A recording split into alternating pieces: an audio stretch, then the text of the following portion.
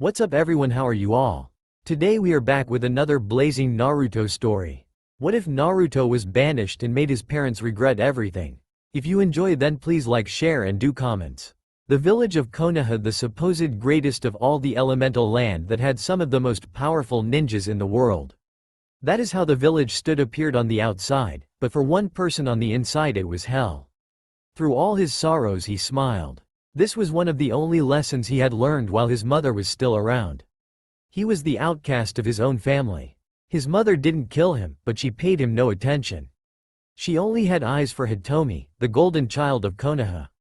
Naruto had no idea why he was hated while his twin sister was praised like Kami's greatest gift to man since life.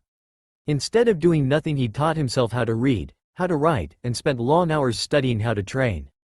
Through reading he found his first idol and the person he wanted to overcome while taking on his strength of will.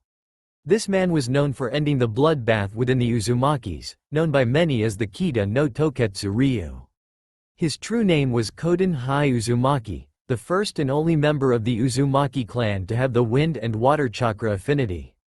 This is how he got this description. Like the fiercest of winters, he left everything frozen in his path. His nindo was, persevere and fight for your people. So through all the hate, the glares, the anger, and the beatings, he persevered. He took it all with a smile on his face. When his mother and sister walked out of his life at the age of 6, he refused to shed tears. When they departed, he was only able to steal one scroll from the family library before he was discovered. It held the Uzumaki history and the clan jutsu. His mother didn't know what he was capable of. With nothing more than a glance back at him, she left him standing at the front of the house crying. He sobbed as his only family discarded him. Afterwards Naruto used this to make him stronger and he continued to smile and to train. After a while Naruto learned of the Uzumaki bloodline Imatsukachu. This bloodline allowed the natural elemental affinities of a person to combine and blend others perfectly without having to master the manipulation of the element. Through coincidence Naruto had acquired chakra papers. They had been a present left on his doorstep on his birthday. Every year a present was given to him by two different people, a mystery person and his friend Hinata. He and Hinata had been friends ever since he had saved her from bullies in her first year at the academy. She was Naruto's one true friend and the only person that looked past what others call him to see him for who he was. Word spread quickly, the Hyuga clan reject and the demon brat were friends now. They just couldn't have that now, could they? After only a week of being friends, Hinata and Naruto could no longer talk to each other. The Hyuga clan threatened Hinata with banishment as well as the caged bird seal. They still talked and they still were friends, but in the public they were never allowed to be seen together or the consequences would be dire. The most devastating day in Naruto's young life since the abandonment of his mother was graduation from the Ninja Academy. When all was said and done, Hinata had passed with flying colors and he had not. All because of one jutsu that no matter how hard he tried, he just could not master. He just couldn't keep his chakra low enough to make that stupid Bunshin jutsu work. So he sat on the swing watching all the families greet the children. He looked on at the happy faces of the student that were now ninja and the glares of the parents at him. He wondered if he had a family that loved him, would he be accepted by the other people? He wanted a family that greeted him, that believed in him, and he wanted a friend that would forever stand by his side. Hinata had been that friend until she had been ripped away from him by some stupid clan and the academy's flawed system. Hinata was saddened that her friend and crush was being left behind. Her heart had broken when she saw him walk out of the academy without a headband. Whenever she would have a bad day, she would run to their secret spot and he would be there. It was just beyond the Hokage monument in the forest. It was a field of flowers. Naruto had told her how to get there and they always meet there. Hinata had first noticed her crush on her close friend 2 years after they met. Her father had just finished humiliating her in front of her sister and the clan elders.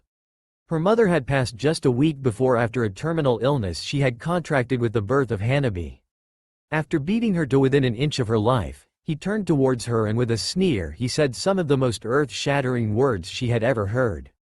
It seems that despite what your mother believed, it's true that you will never be fit to be the heir. To think that she had faith till the day she died, she must be rolling in her grave. After the intense session she had fled the compound to meet Naruto in their special place. He consoled her and built her confidence back up. No matter what her father did from that day forward could stop her. She grew and became stronger with every passing day, but hid it, planning to escape the clan by being too weak. Naruto and Hinata had wanted to pass and become ninjas so they wouldn't have to meet in secret, so they could instead train together on a team and walk around in public with each other, as you had to bond with your team, right? As Naruto still sat on the swing, he saw Mizuki, the chunin that helped Iruka in class. "Hey, Naruto, don't look so down. You know Iruka's only hard on you because he doesn't want to see you get hurt," said the teacher's assistant.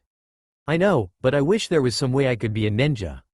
I just can't seem to get that Bunshin jutsu down no matter what I do," stated Naruto in a monotone voice, which Mizuki found odd. He had never heard the demon brat sound so down. "I don't know if I should be telling you this, but there is a special test, that if you pass it, makes you genin. It's kind of like a stealth mission. Are you interested?" asked Mizuki. He knew Naruto couldn't resist an offer like this, it was what he lived for. The final piece had been laid out and his plan was set. Skip to after Forbidden Scroll incident.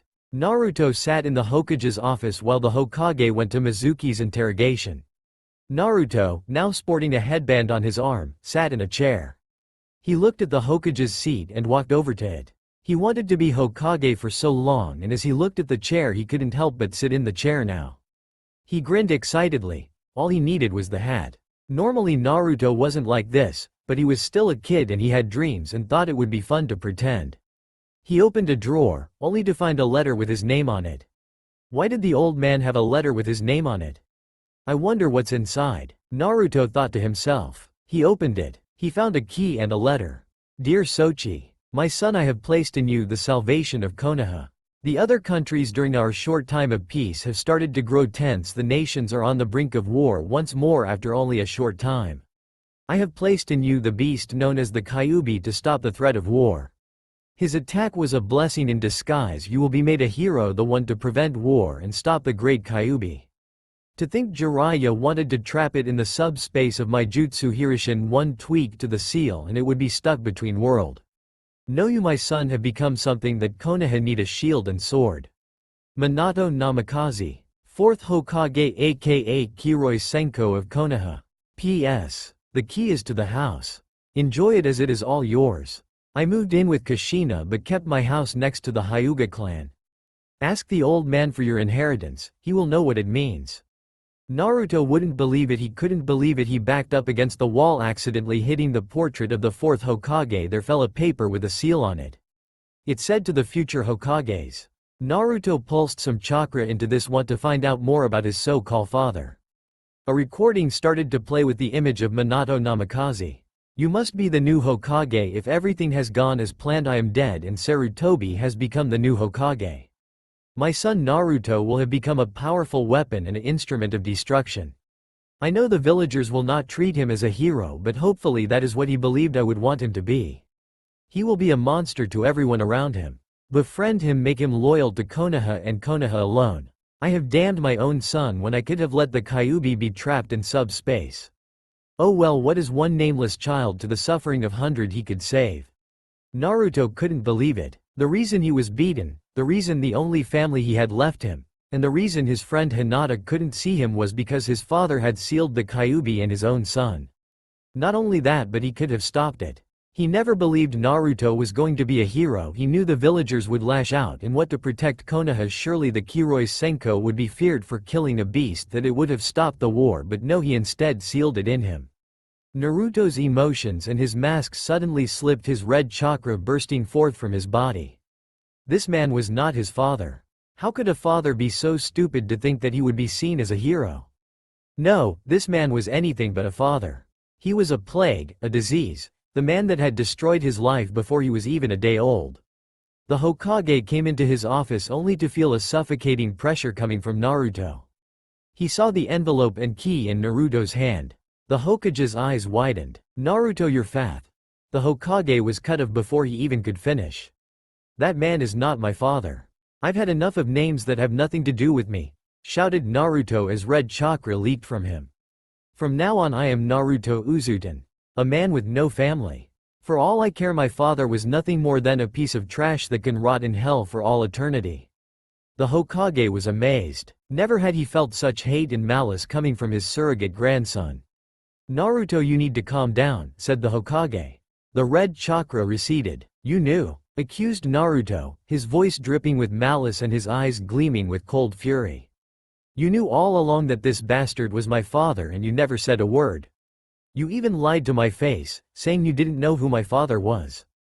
I trusted you, Jii-san, and you used that to your advantage. Just like he asked when he spoke through this seal, how dare you mess with my emotions." The happy Naruto of old was no more. A cold, calculating shinobi stood in his place, finally having enough of the bullshit he had been put through. "Naruto, you have to understand, if people knew that you were the son of the fourth, it would become increasingly dangerous for you. I swear, Naruto, I didn't want this. I have tried everything to keep the villagers from attacking you. After all the things that have happened to you at the hands of the villagers, what do you think Iwa would have done to you if they learned that a Namikaze was alive?" asked the Hokage. "I understand, Gigi, that you followed this piece of trash's orders. But you did assign Anbu to protect me, so maybe I am wrong, so I will give you the benefit of the doubt for now. You don't have to worry about Iwa finding out anymore, as I have already said I am no longer a bastard Namikaze or an Uzumaki. I am my own and I will create my own clan. The Uzuten clan, as is my right as a descendant of the bastard fourth. I demand the Namikaze estate. I will convert it into my clan compound, as it is rightfully mine since my bitch of a mother gave up any claim to it when she left me to fend for myself in this god-forsaken village. Also, I would like to ask a favor of you, Gigi. A friend and I were hoping that when we graduated we could be on the same team. She and I have had to keep it a secret that we were friends, and it would be increasingly difficult if she were to be on a different team than me. If you want to truly make up for all the shit this village has put me through, I want the Namikaze estate and to be allowed on the same team as Hinata Hyuga. Naruto, that is a lot to ask of me, but I believe I may be able to arrange that. Although you will have to join me in a council meeting, as you have just stated you wish to create a new clan, as well as claim the Namikaze estate. Sometimes, Naruto, you make me feel like a Nara with how troublesome you are." Nara compound. Shikamaru looked around suspiciously. "Why do I feel like I want to shove a kunai down someone for calling a blonde troublesome?" "Troublesome," muttered Shikamaru as he laid back on the roof to watch the cloudy night sky while yawning. Time skipped 1 hour later and several severely annoyed and sleepy council members later. Naruto sat next to the Hokage in a council room. "I'm sure all of you wish to know why I have called you here," said the Hokage. "As of tonight, the last remaining descendant of the Namikaze clan has requested his inheritance and to make his own clan."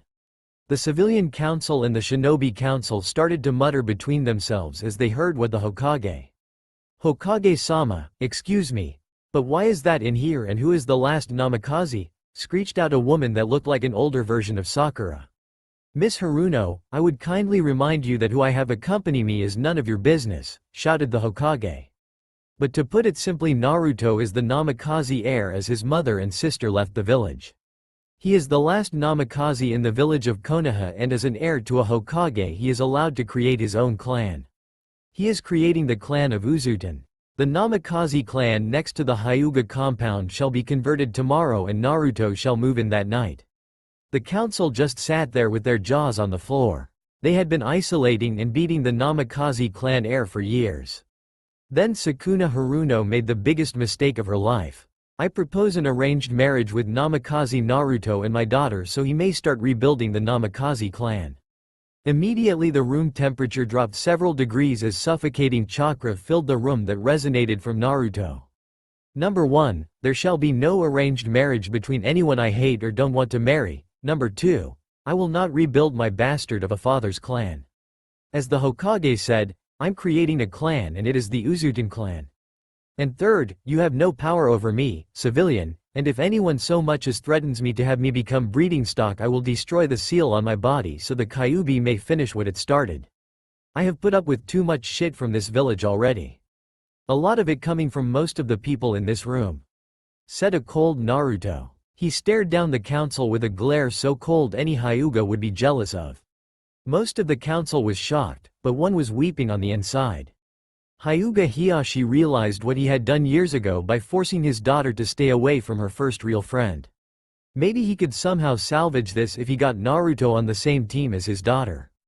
At the end of the meeting, almost all of the council was in shock. They couldn't touch the blonde now that he was a ninja, and if they so much as threatened him they might as well have condemned Konoha. They had finally pushed him to the edge and he wasn't going to stand for it anymore. Naruto was tired of the shit. He had thrown away the mask of the idiot.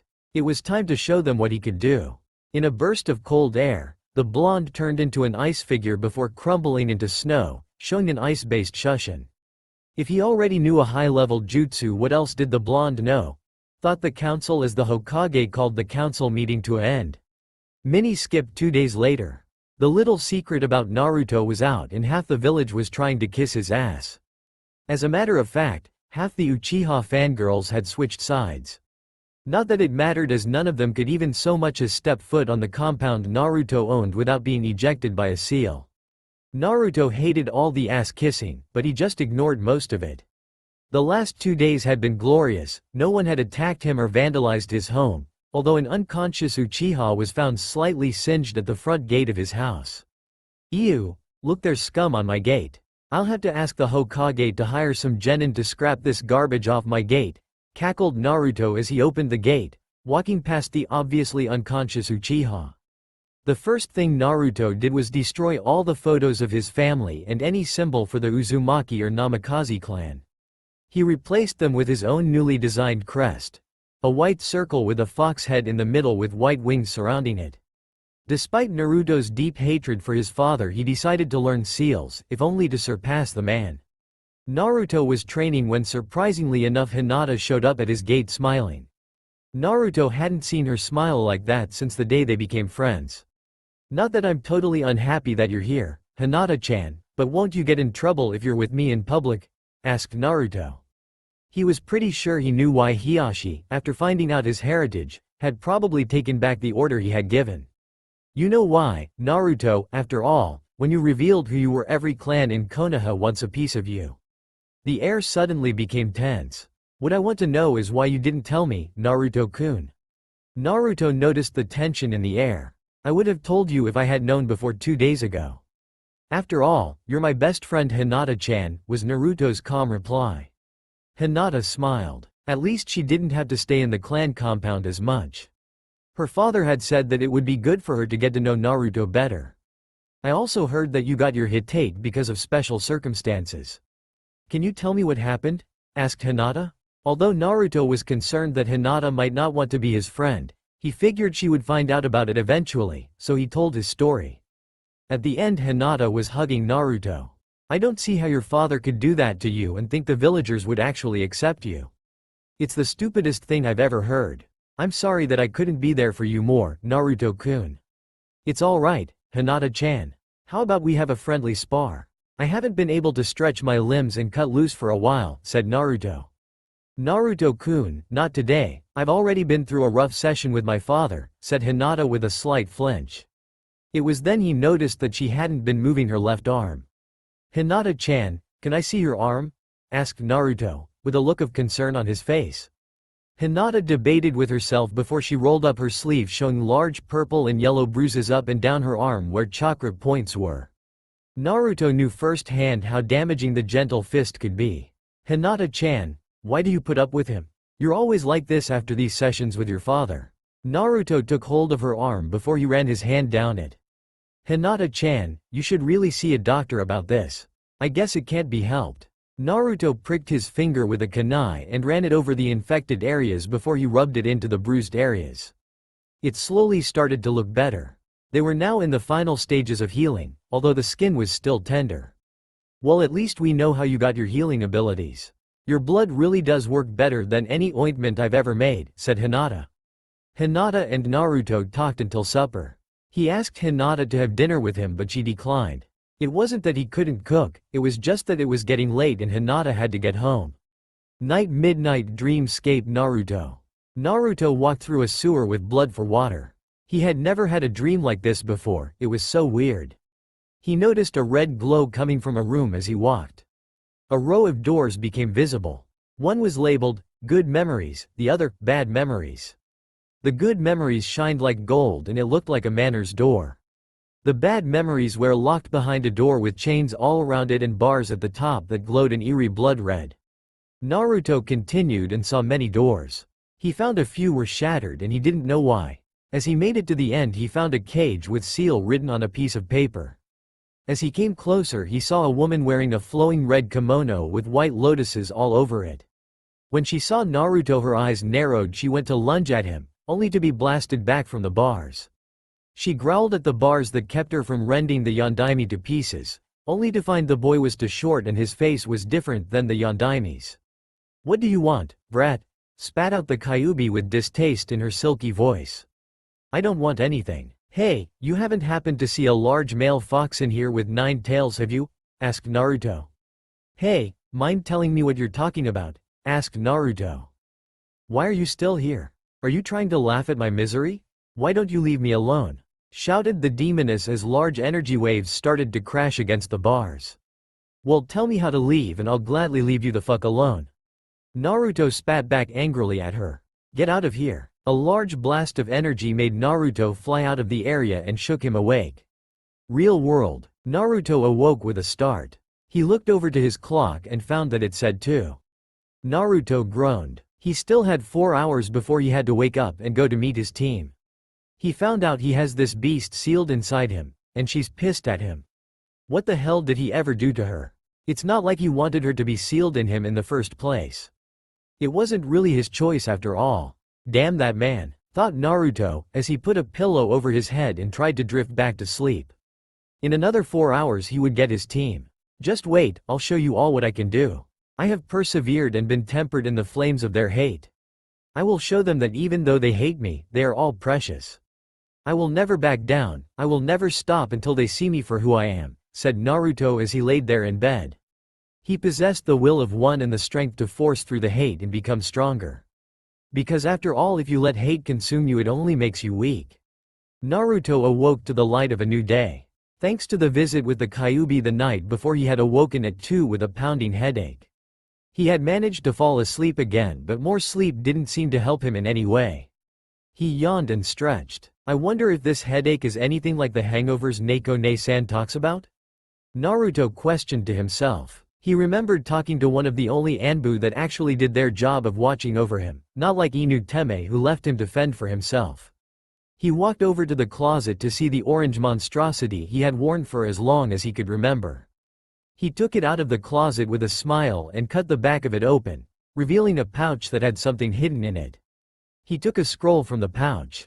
"I think it's time for a change of attire," stated Naruto. On the scroll there was a seal. He had these made a while back by one of the few clothing stores that didn't hate him. Naruto broke the seal and a large amount of clothing flooded out of the closet in various shades of red, black, and blue. A lot of things stood out, like the blue undershirt mixed with mesh, or the pure black Anbu vest with matching gloves, or even the fox mask with the red eye holes. The mask had been a gift from Neko-san. Naruto dug a box out of the pile of clothes. Inside it was a hooded blood-red trench coat. Naruto had it made and tailored the day before. On the back was his clan symbol with the kanji for ice underneath it. He threw the orange atrocity away in the metal trash can outside. There was a metallic clink from the weights inside it. Today Naruto picked out a black mesh undershirt to wear beneath his coat. The Anbu gear he left, he was only going to wear that for missions, but he strapped the black fox mask to the side of his trench coat. His pants were Anbu style and he wore black boots. He had all of these except for the trench coat tailored 5 months ago. They fit with a little room for him to grow further into them. There was also a pair of black leather gloves. He put his weapons pouch on his Anbu pants, which contained wire, explosive tags, a few kunai and shuriken, and some special weapons he had ordered. The remaining things Naruto sealed back into the scroll and put them in his weapons pouch just in case he needed anything else. When Naruto arrived at the academy, his classmates' mouths hit the floor. Here was Naruto in an outfit that didn't have one sliver of orange. Some were wondering where he got the creepy fox mask. Hinata smiled. She had seen all of this before. As a matter of fact, she had helped him find a shop that held no hate for him. As he walked in, he smiled. No one had ever seen this smile. It was like he had a secret that no one else knew about. What happened 3 seconds later would be forever declared as the most unbelievable stealth prank of the century. Ino and Sakura ran into the room screaming, the voice triggering a mechanism that fired paintballs at their face that made them look like clown. Next, Sasuke Uchiha had a necklace that dropped from the sky around his neck that said "Number 1 Yaoi fan." Sasuke screamed as several guys from the class tried coming on to him. The entire class minus Sasuke's fan club started to laugh. When Sakura saw this, she went to punch Naruto, but he caught her fist in his hand and stared her down with cold, lifeless eyes before he started to apply pressure on her wrist, bending at a weird angle. Sakura knelt on the ground, pain evident on her face. "Don't expect me take shit from a weak fangirl. I'm tired of acting like you have any significant value in life. As far as I'm concerned, you are the weakest bug on this planet. You have no right to hit me because your own stupidity didn't allow you to duck," he said as he applied even more pressure. Sakura was now whimpering in pain while the rest of the class was in shock. This wasn't the Naruto they knew. The Naruto they knew would let Sakura hit him and do anything to gain her favor, not matter what he had to do. Ino tried to attack the blonde only for Naruto to move Sakura into the attack, causing Ino to deck Sakura in the face. Naruto then appeared behind Ino, making her gasp as he grabbed her by the back of the neck. "When Sakura couldn't hit me, what made you think you could? You two are the most pathetic excuses of kunoichi I have ever seen. Going on diets when training should be enough, caring about your looks more than how strong you are. You both should drop out of the ninja program and allow better qualified individuals move on," stated Naruto coldly before he threw Ino, causing her back to hit a wall. As Ino coughed, she asked, "What makes you any better? You couldn't even perform a bunshin." "That because I have near Junin level chakra, which none of you here have besides myself, so tell me, how was I supposed to get it low enough to create that useless jutsu? I have been doing chakra control exercises before I was even in the academy, but that doesn't matter if you have the chakra capacity I have.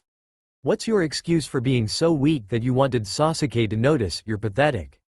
He isn't going to save you when an enemy ninja comes to slit your throat. If you are truly the heiress to the Yamanaka clan, the clan is doomed to fall apart.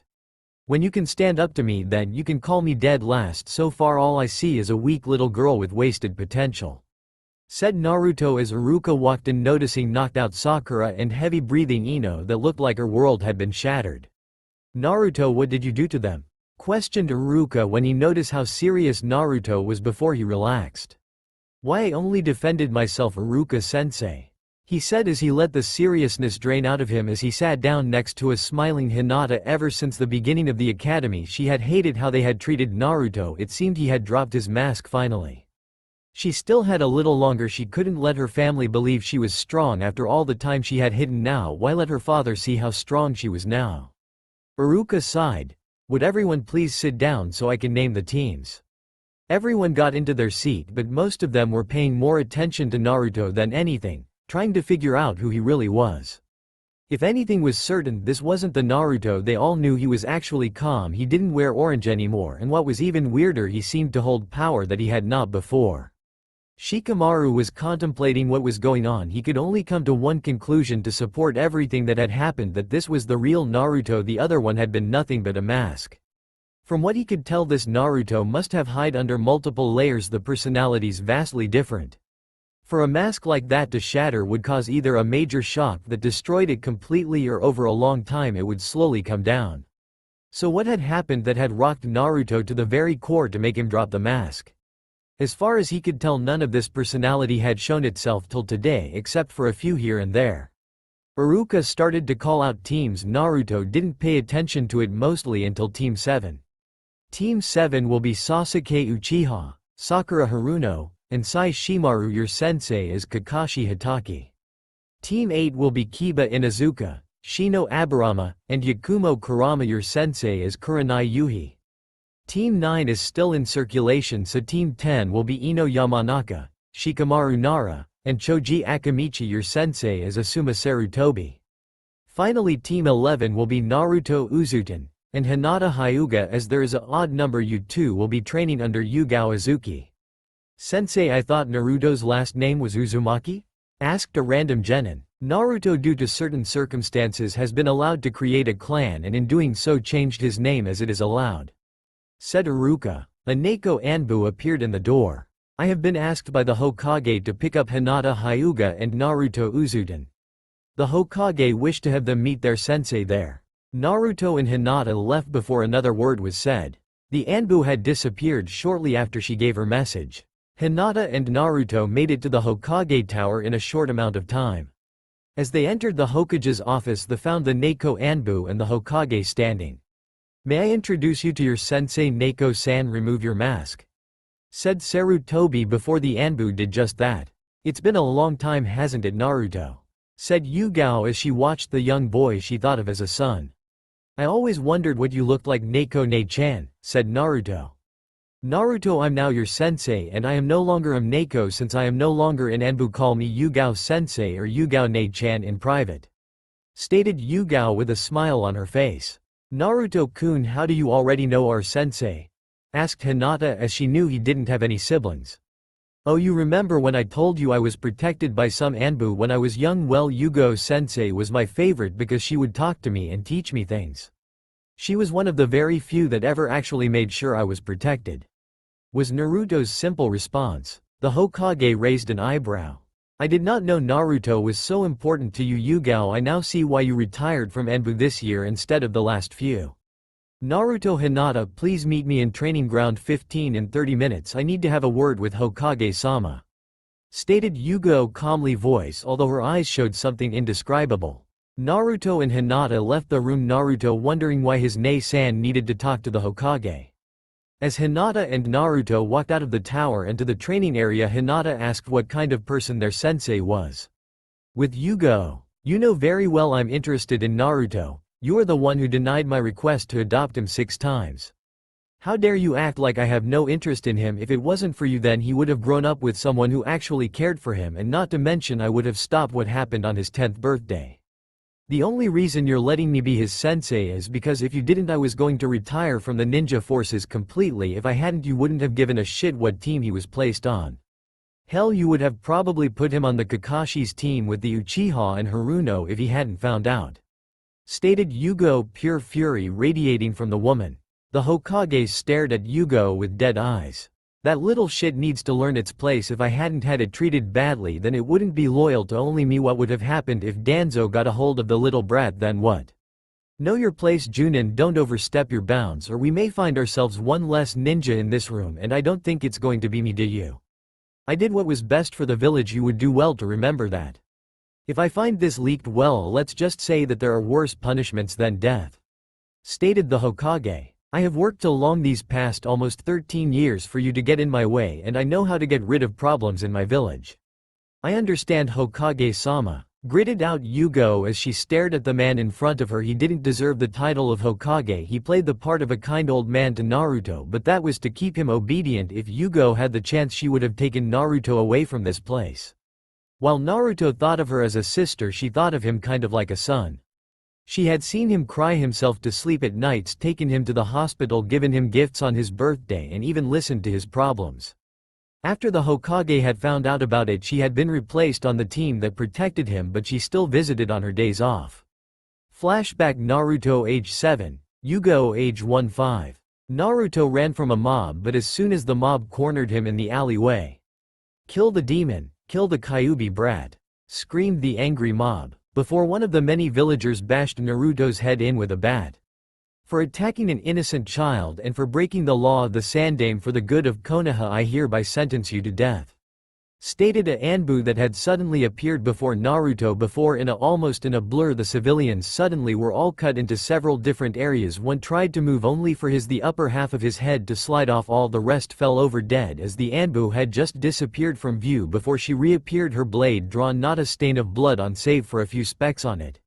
She gave it a quick flick before the blood flew off the blade before she sheathed it. She took Naruto home, where she looked over the blonde. For some reason, when he awoke, she didn't flee. Instead, she stayed there. Naruto, on reflex, had tensed as he felt someone near him. He opened his eyes to see an Anbu, and with an almost dead voice he asked her one question that blew her away. "Are you here to try and kill me too? What will it be this time? A kunai to my throat, a katana to my heart, or will you finally chop my head off and end the suffering I have had to endure all my life? What will it be, Neko?"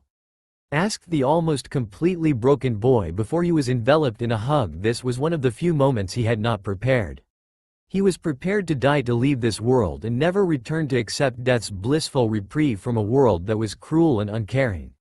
That night the boy who was on the edge of a dark abyss that would have swallowed him whole was brought back. So with a little help his nindo was renewed to preserve her, if only to find others that would accept him. From that day on Neko came back as often as she could. On several times she had tried to adopt the boy only for the Hokage to tell her the last time if she didn't stop he would have to pull her Anbu status. It had been the 6th time to ask and be rejected. It was just past Naruto's 10th birthday when the Sandame found out Yugo was seeing Naruto even when she wasn't on duty, so the Sandame told some other Anbu to summon her. Neko walked into the Hokage's office. "Neko, you have been visiting Naruto Uzumaki after scheduled hours of protection. What is the meaning of this?" questioned the Hokage. "Sir, several of the Anbu that are stationed to guard the boy are not doing their job," stated Yugao. "That is why I have them stationed there. They aren't supposed to protect the boy. You are the one that I thought I would have the least problem with. I thought it would be Inu to be the bleeding heart of the group. The Anbu are there to make him feel safe but disappear soon after. With how the Kyuubi took your parents from you and your friends, I would have thought you would help. It seems I will have to reassign you. You will now be assigned to the Stealth and Assassination Division of Anbu until further notice," stated the Hokage. Just as everyone else, the Hokage had joined the band of hateful many that struck at the one with the will to stand against their hate. Back at Training Ground 15, Naruto and Hinata arrived on time to see their sensei sitting in a tree looking at them. "I believe we didn't get to introduce ourselves, so let's start with that," said Yugao. The hate and anger she was feeling for the Hokage now hidden behind a mask as she jumped to the ground. Hinata looked at her sensei. "Why don't you go first, sensei?" "Okay, I am Azuki Yugao and my likes are Kenjutsu, hanging out with Kurenai, Anko and my Oto-Oto, and spicy food. Made up, couldn't find anything more. My dislikes are people that think women are weak and helpless, and people who are abusive of others. My hobbies are training in my Kenjutsu and reading. My dream is to help you two become excellent ninja." "You next, Naruto," said Yugao. "I am Naruto Uzumaki and I like practicing in my bloodline, ninjutsu, and taijutsu. I also like to hanging out with Hinata-chan and my Oni-chan. My hobbies are making new jutsu and gardening. I dislike my original family and people who treat others badly or those that lie to your face. My dream, well, that's a secret," stated Naruto. It was then that Hinata realized that during all the time she had known him she had never asked what his dream was. He seemed to always to change the subject. "You're next, Hinata-san," said Yugao. "I am Hinata Hyuga. I like practicing my taijutsu and hanging out with Naruto-kun. My hobbies are flower pressing and cooking. My dislikes are those that call others weak and that are arrogant because of their bloodlines. My dream is to become a strong kunoichi and get the attention of a certain someone," stated Hinata while she looked at Naruto, who was deep in thought. Yugao smiled. "Well then, I guess it's time for me to give you the real genin exam then. You two have from 12 till 3 to take this bell from. If one of you doesn't, I will have to send you both back to the academy. The one without a bell will go back immediately." "Well, that is troublesome. Looks like I already failed then because I refuse to take a test that divides and pits me against Hinata," stated Naruto before Hinata nodded. "I would rather fail than fight Naruto when this should be a team effort," stated Hinata. Yugao then smiled. "Well, that is disappointing. I don't even get to test you. You both pass." "Ha, I knew it," said Naruto. "What a bunch of shit, seeing as there has never been a team like that.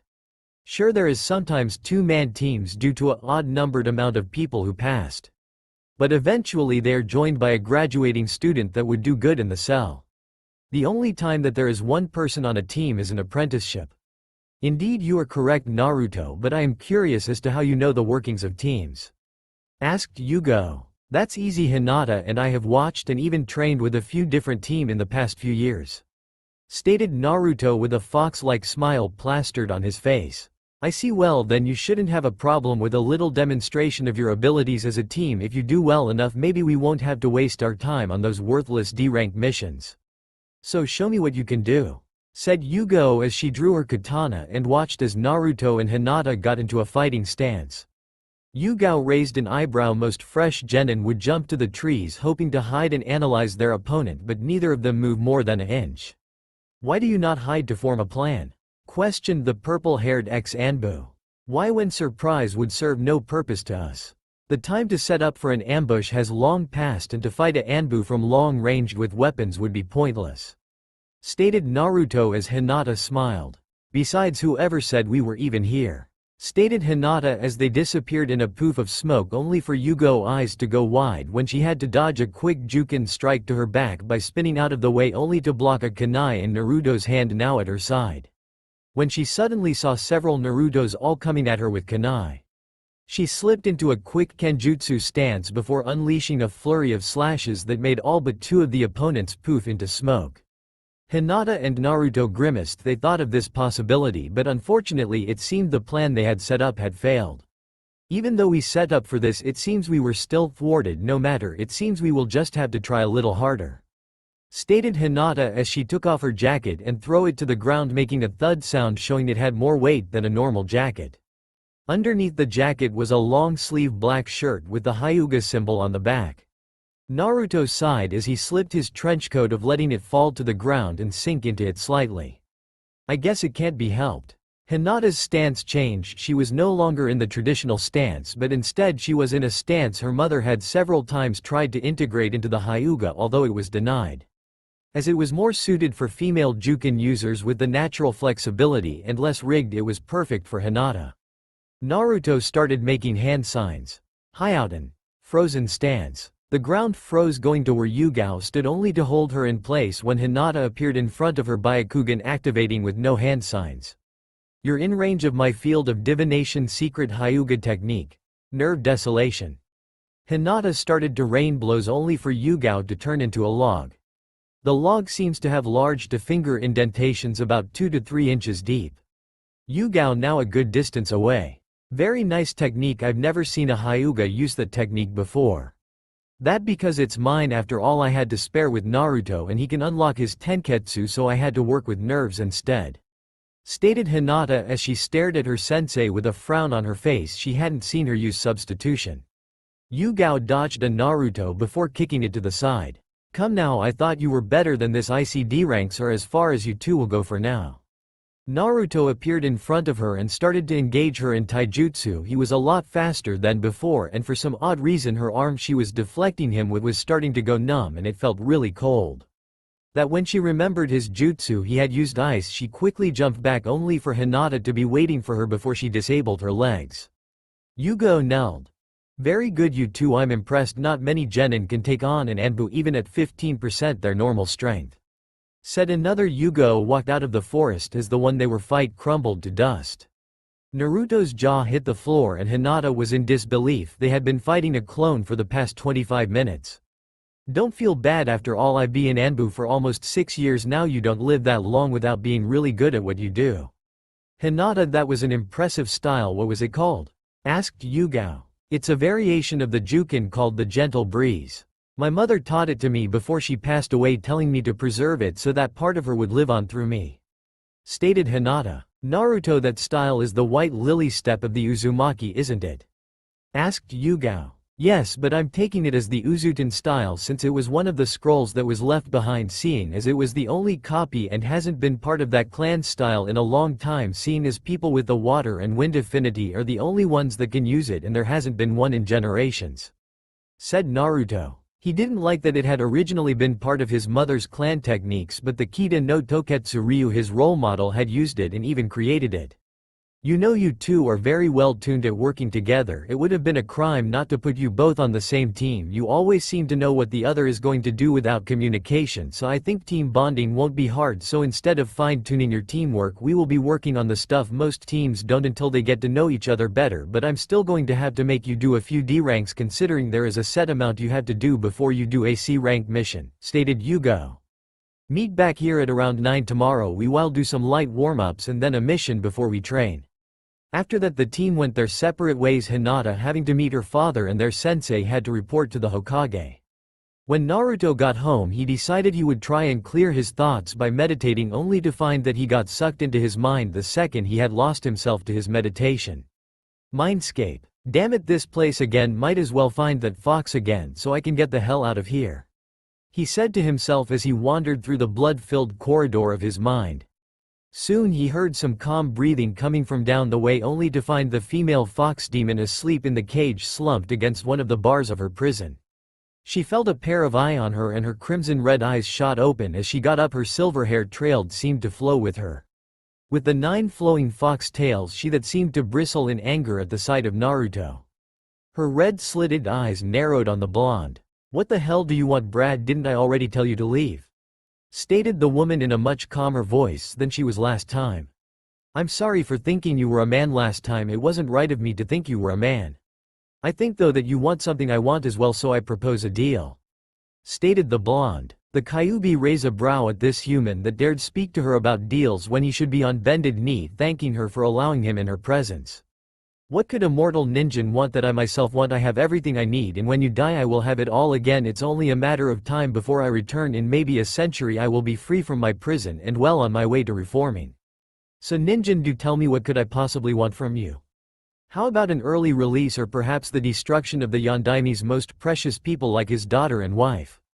asked Naruto. "How do you expect to release me? Will you rip the seal off so that I may be released?" she asked, eyeing the boy in front of her.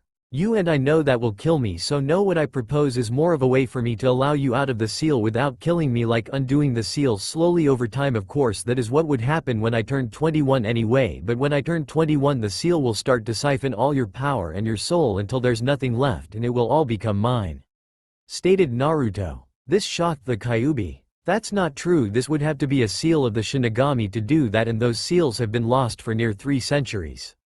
Stated the Kyuubi before she remembered the battle with the Yondaime and the horrifying image of the Shinigami through the blood-induced haze she had been on that night 13 years prior.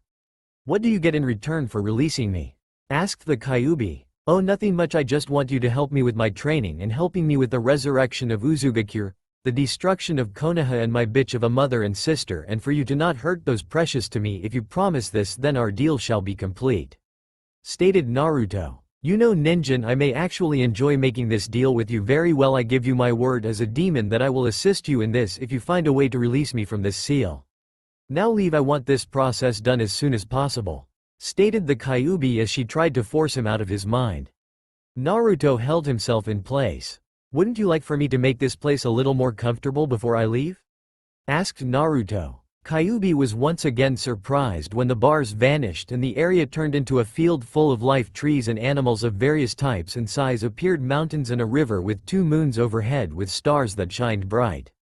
It looked like something out of this world, almost like a heavenly planet. "Why did you do this for me, ninja?" asked Kyuubi. "Well, that's easy, because the unsealing will take time and I wouldn't want someone who's actually going to help me be uncomfortable.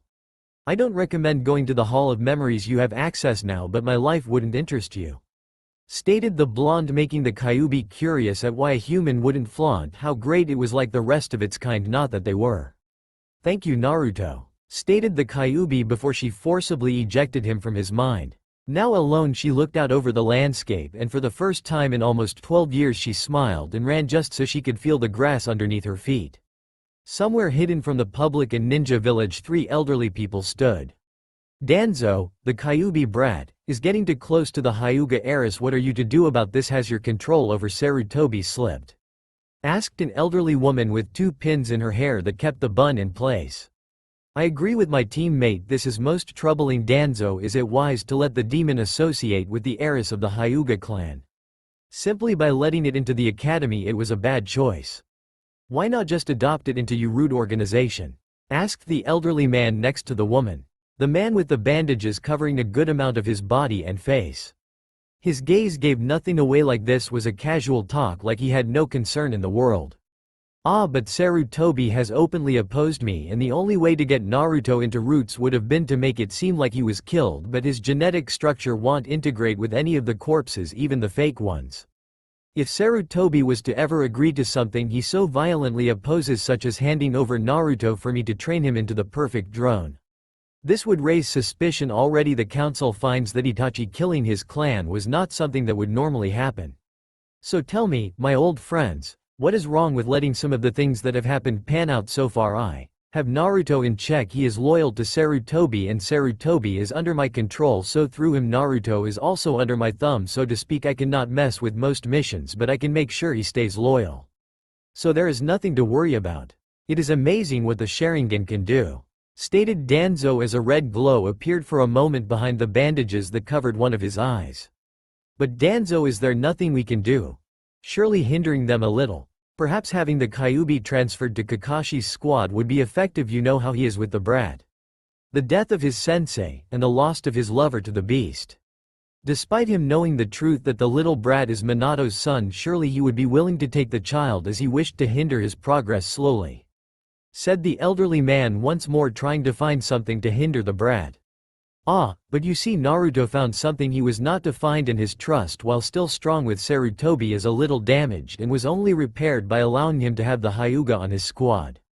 Sarutobi still has his loyalty. Not only did he set Naruto up with a sensei Naruto is so close to, but he also gave Naruto his truest wish. A friend with which he has known and trained with for so long is now on his team. Yes, Hinata Hyuga is Naruto's only friend. If Sarutobi had denied the request, Naruto would have denied the headband he was given, left the village, and we would not be able to send Hunter Ninja after him.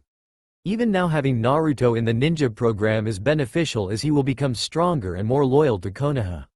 He will prove himself, to earn his own name and to completely surpass his mother and father, if only despite his father and mother. A father that sealed the very beast that took so many of Konoha's loved ones away. A boy's mother that was forced to abandon him to the village, although with all her strength she could not stay. Neglected by the same mother for the sister he could never go near. The plan is set: he shall be loyal to those that care for him, for he has no one that does but for the few in the village. So tell me, why should I hinder Naruto when he could be our greatest weapon? Stated Danzo with a casual tone that he always had. The two elders looked at on, understanding that Danzo was right. Unless he outlived everyone in Konoha or Sarutobi died, there was no way to get the Kyuubi into Danzo's program, and at this point, now that he was on a team he may not even take to the training anymore. Hidden Anbu Training Ground. It has been 3 months since then. Yugo-sensei had pushed Naruto and Hinata to the very limits of insanity, both in physical and mental limits. Yugo had went so far as to start teaching them in Kenjutsu. Hinata wasn't into the art of the sword, but Naruto loved it. Yugo tried to teach Naruto in her style, but for some reason, even though his basics were flawless, the style just didn't seem to suit his personality or build. He couldn't progress any further than the basics.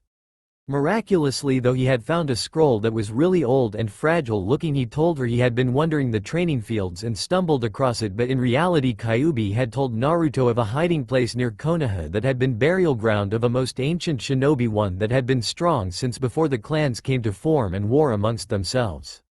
He had found the tomb, and in it the scroll on a style called Falling Snow. What amazed Naruto even more was the beautiful swords that scattered the floor of the tomb, but for some reason a pile of swords called out to him. After moving the katanas out of the way, he found a blade that almost called out to him as if it was meant for him, and as soon as he picked it up he felt like a part of him that had been missing from him suddenly flooded into him, and he felt stronger and more whole than he had in his entire life. When he unsheathed the blade he found it to be the purest white, with a design of vines that started where the purest blackguard was. A pure white, in what looked to be two foxes chasing the other in a never-ending circle. The scabbard was black while the hilt was white. Over the past 3 months Kyuubi and Naruto had started to get along, to the point where Naruto had learned the Kyuubi's real name. He found out that she was called Yuki. The fact that a demon that was named after something like snow had made Naruto snicker, except now that he had removed the bars it allowed Yuki to smash him into a tree with but a flick of one of her tails. In his mind, to be honest, real or fake, getting slammed into a tree really hurt. He was fine when he left, but he made a mental note not to upset a demoness that could fling you into trees like it was nothing.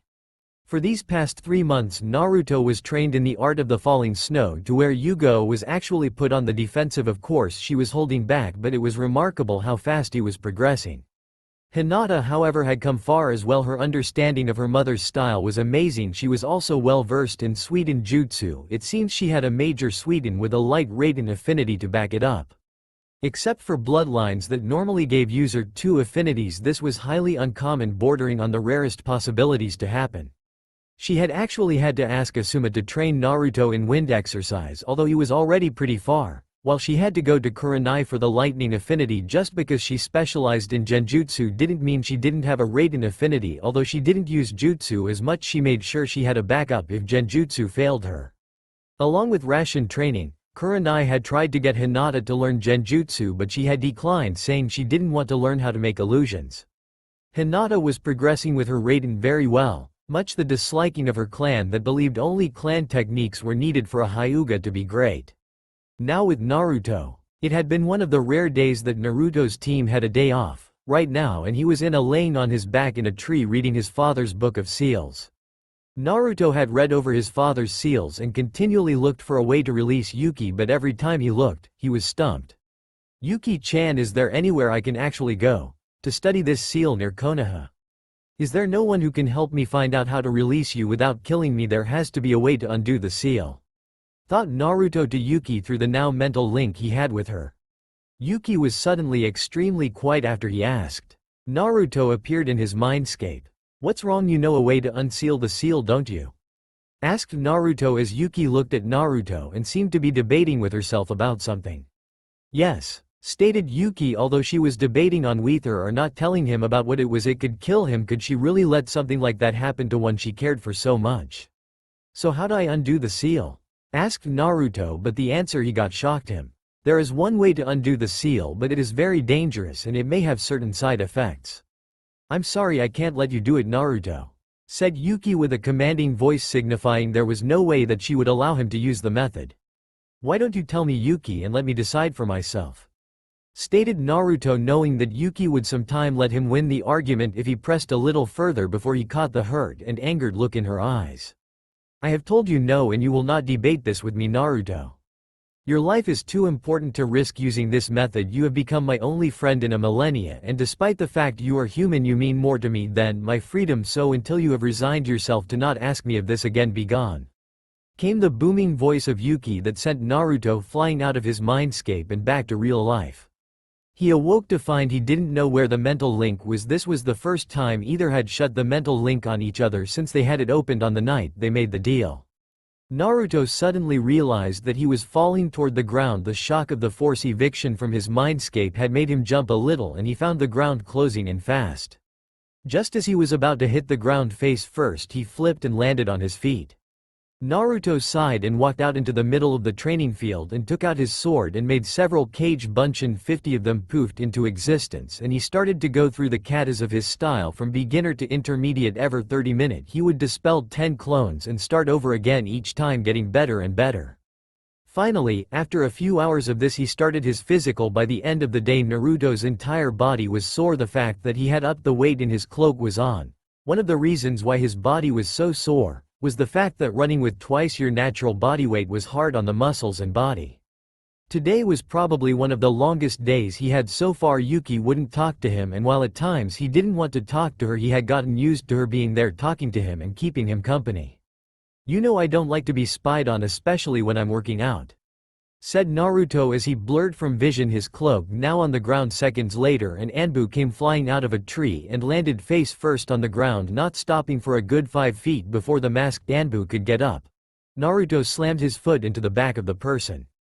Now why don't you tell me why you're watching me? Said Naruto as he kicked the person, sending them straight into a tree 5 feet away. Naruto walked up to the person who was now trying to stand up with the help of the tree, only for Naruto to lift him off his feet and slam him against the tree. As Naruto looked at the person, the mask fell of the face of the Anbu to reveal a face that showed no emotion and a look that had no soul in their eyes. Before Naruto could get any questions out of the person, he was kicked away and the Anbu shushined away. Who the hell was that? Asked Naruto to himself before he walked over to the mask on the ground and picked it up. It was a mask with the kanji for root on it. Naruto didn't know why, but he started to feel uneasy about the nameless person. He had never seen a mask like this before. It was of Konoha make, but normally Konoha had animal masks, not faceless one with the word root on them. Why did his life have to be so hard? Naruto suddenly felt weak. He had used a lot of chakra to augment himself to where he was able to move that fast and hit that hard. The cloak may have made him faster after he took it off, but still the drain was horrible. Naruto decided he'd lay on the ground and rest for a bit, but before he even laid there for 5 seconds he fell asleep. The combined day of training and low chakra finally taking a toll on Naruto as the sun began to set. With Hinata, Hinata was once again fighting her father, a brutal man who didn't hold back. However, he was being excessively brutal today. She had slipped into her mother's stance to fight her father. When she did, her father's eyes glowed with anger at her form. After an hour of fighting and defending from her father's attack, he had left several bruises over Hinata's body, her breath ragged, Even some of the ones she defended left bruises. She had never stayed up this long or taken this kind of beating before. Her father was barely holding back. Half her chakra points were closed. Some of the attack had actually caused her to cough up some blood. As she took a ragged breath and tried to step out of the ring, she found that her father had grabbed her hand, pulled her back and backhanded her across the face. As she fell to the floor, her father peered down at her and with disgust in his voice said, "You are never to use that style again. It is not the Hyuga style. It is a disgrace, and all who use it are a disgrace. Nor are you to leave a spar without my consent first." This, however, angered Hinata. "Mother taught me this. I am no disgrace." Hinata growled out with venom and hate in her voice. "You and your mother are a disgrace," said Hiyashi as he walked away from his bruised and battered daughter. Hinata slowly rose to her feet and pain shoot through her as her body ached with pain from the bruises that littered her body. As Hinata limped to her room, she took a shower to relax her muscle and help her body feel better after the beating she had received. As she disrobed, you could see large dark spot all over her body. He had not been kind the last few weeks. Some old bruises were still tinted yellow. As the water slowly went down her body, she felt her muscles loosen and some of the pain lessen. Water washed over that bruised and pained body. The only thing that seemed to be going her way was that Naruto had been placed with her. She sometimes wondered if Naruto had never became her friend, would she still have a severe stuttering problem and be afraid to hurt people? She supposed she would never now, as she slowly got out of the shower and dried herself off softly as not to make her bruises ache with pain from simple contact. After she got dressed, she decided wear a short-sleeve black shirt that hugged her body and black Anbu-style pants on each sleeve. She had lavender spiral on them.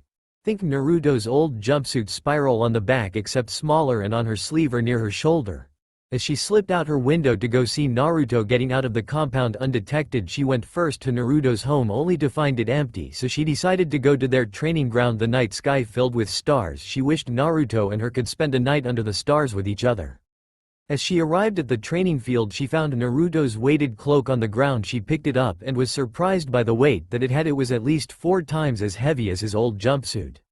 Her eyes widened when she saw Naruto on the ground. She quickly ran over only to find him in a deep sleep. She lay down next to Naruto only to still have his heavy cloak in her hands. There in her she felt something hard in the cloak and found a pocket inside the cloak, and inside the cloak laid a locket shaped like a hexagon. It was pure black with a silver snowflake in the middle. Hinata remembered giving Naruto this for one of his birthdays. She opened it to find a picture of her smiling with him. As she looked at it, she remembered it had been in their 4th year of the academy. That year had been one of Hinata's happiest. Naruto and her had become inseparable. As she looked at the locket, she smiled. Despite all that happened today, knowing Naruto always carried it made her smile. She put the cloak to her left. For once filled with a little more courage than usual, she scooted a little closer to Naruto and wrapped an arm around him and grabbed his trench coat and draped it over her and him. Naruto was so warm to Hinata, and as she thought of how warm he was, she was slowly slipping into unconsciousness. With one last smile and a thought that everything she has done has been worth it just to be near Naruto, sleep wrapped her into a blanket as she drifted into the peaceful land of dreams. Several hours later, Naruto's pav. Naruto awoke to feeling very warm and his blanket unusually heavy and soft, and it smelled of lavender and wildflowers.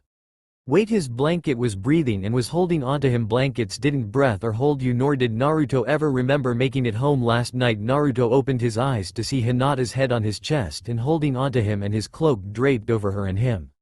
When he looked at Hinata, he saw a bruise on her face. It made his blood boil. Then as he removed his coat, he found Hinata's arm covered in bruises. His eyes turned slitted and his normal deep blue cerulean eyes turned a frosty ice color. Hinata, feeling the temperature slowly drop, awoke to find Naruto staring at her bruised arms with great intensity and anger she had not seen him display in a long time. It was so powerful his chakra had slowly started to leak out. Naruto soon found Hinata looking at him with worry as his blood boiled and his mind and heart called out for the blood of the person who had hurt his best friend, his precious person. He knew exactly who had done it. He had seen it several times, but never this bad. Several of the bruises looked really bad. "Hinata-chan, your father did this to you again, didn't he?" stated Naruto, not really making it a question. His voice was calm, and even but Hinata could hear the rage laced within the calm voice that she knew he felt right now. Hinata nodded slightly. "Come on, we're going to the Hokage," said Naruto to Hinata as they disappeared in a blur of speed after sealing Naruto's trench coat. "What do you mean you can't do anything?"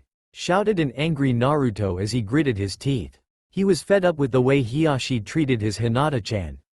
Naruto had seen how badly injured she was. Any more chakra added and she could have been in real danger. Hinata sat silently and watched as Naruto got angrier and angrier at the Hokage. Sarutobi frowned. "There is simply nothing I can do. You know as well as I do that under the Konoha clan charter that any clan may train their members as they see fit and, open sparring, no matter how dangerous it may be, is allowed. I understand that you don't want to see your friend hurt Naruto-kun, but there's nothing I can do," stated Sarutobi as he looked at the Hyuga heiress with sympathy. The clan charter also says in subsection of page 32c paragraph 3, any head of a clan can give protection and extend invitation to join their clan should they be willing to join said clan, stated Naruto with a smirk directed at Hinata, who was shocked that Naruto would allow her to join his clan before Sarutobi spoke once more. But subsection B goes on after a saying that only clan members outside a clan may accept, but no such thing exists that would allow you to place Hinata under your protection or under your clan jurisdiction. Unfortunately, the only way for you to be able to do that is if Hinata were to be exiled from her clan. Naruto frowned at this statement. The meeting had ended after several more quotes from the shinobi and clan charters only to be shot down. So in the end all Naruto could do was heal Hinata. His blood's regenerative capabilities, when applied to her skin, made her bruises heal slightly until they were in the final stage of healing. Flashback Kai. Naruto gritted his teeth as he punched one of the training logs, causing it to turn to ice before shattering into a million pieces. Naruto had performed the shadow clone jutsu and fought his clones with brutal clones gathered around the angry Naruto, each one cold and calculating, analyzing the original Naruto as he fell into a stance. Each shadow clone was reinforced with enough chakra for one to be able to go on unless fatally injured. He took off his shirt and cloak, not wanting to ruin them, throwing them to the side and making the cloak sink into the ground. The clones all took off their own cloaks. The first clone that attacked Naruto came from behind only to receive an elbow to the face before being stabbed in the heart before Naruto turned to clash blades with a second clone and 3 other clones joined in.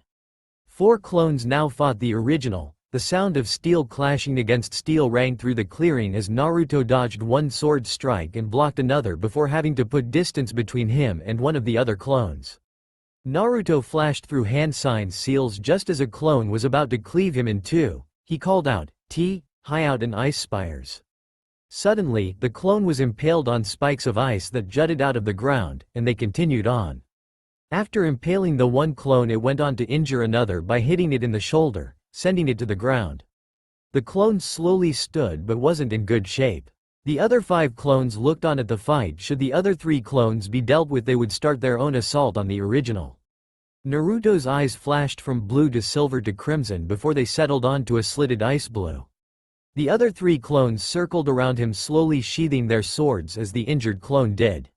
Naruto was so frustrated. All that he had achieved, all the power struggles he had gone through had only helped him, and Hinata, his Hinata, had to suffer while he was more concentrated on other things.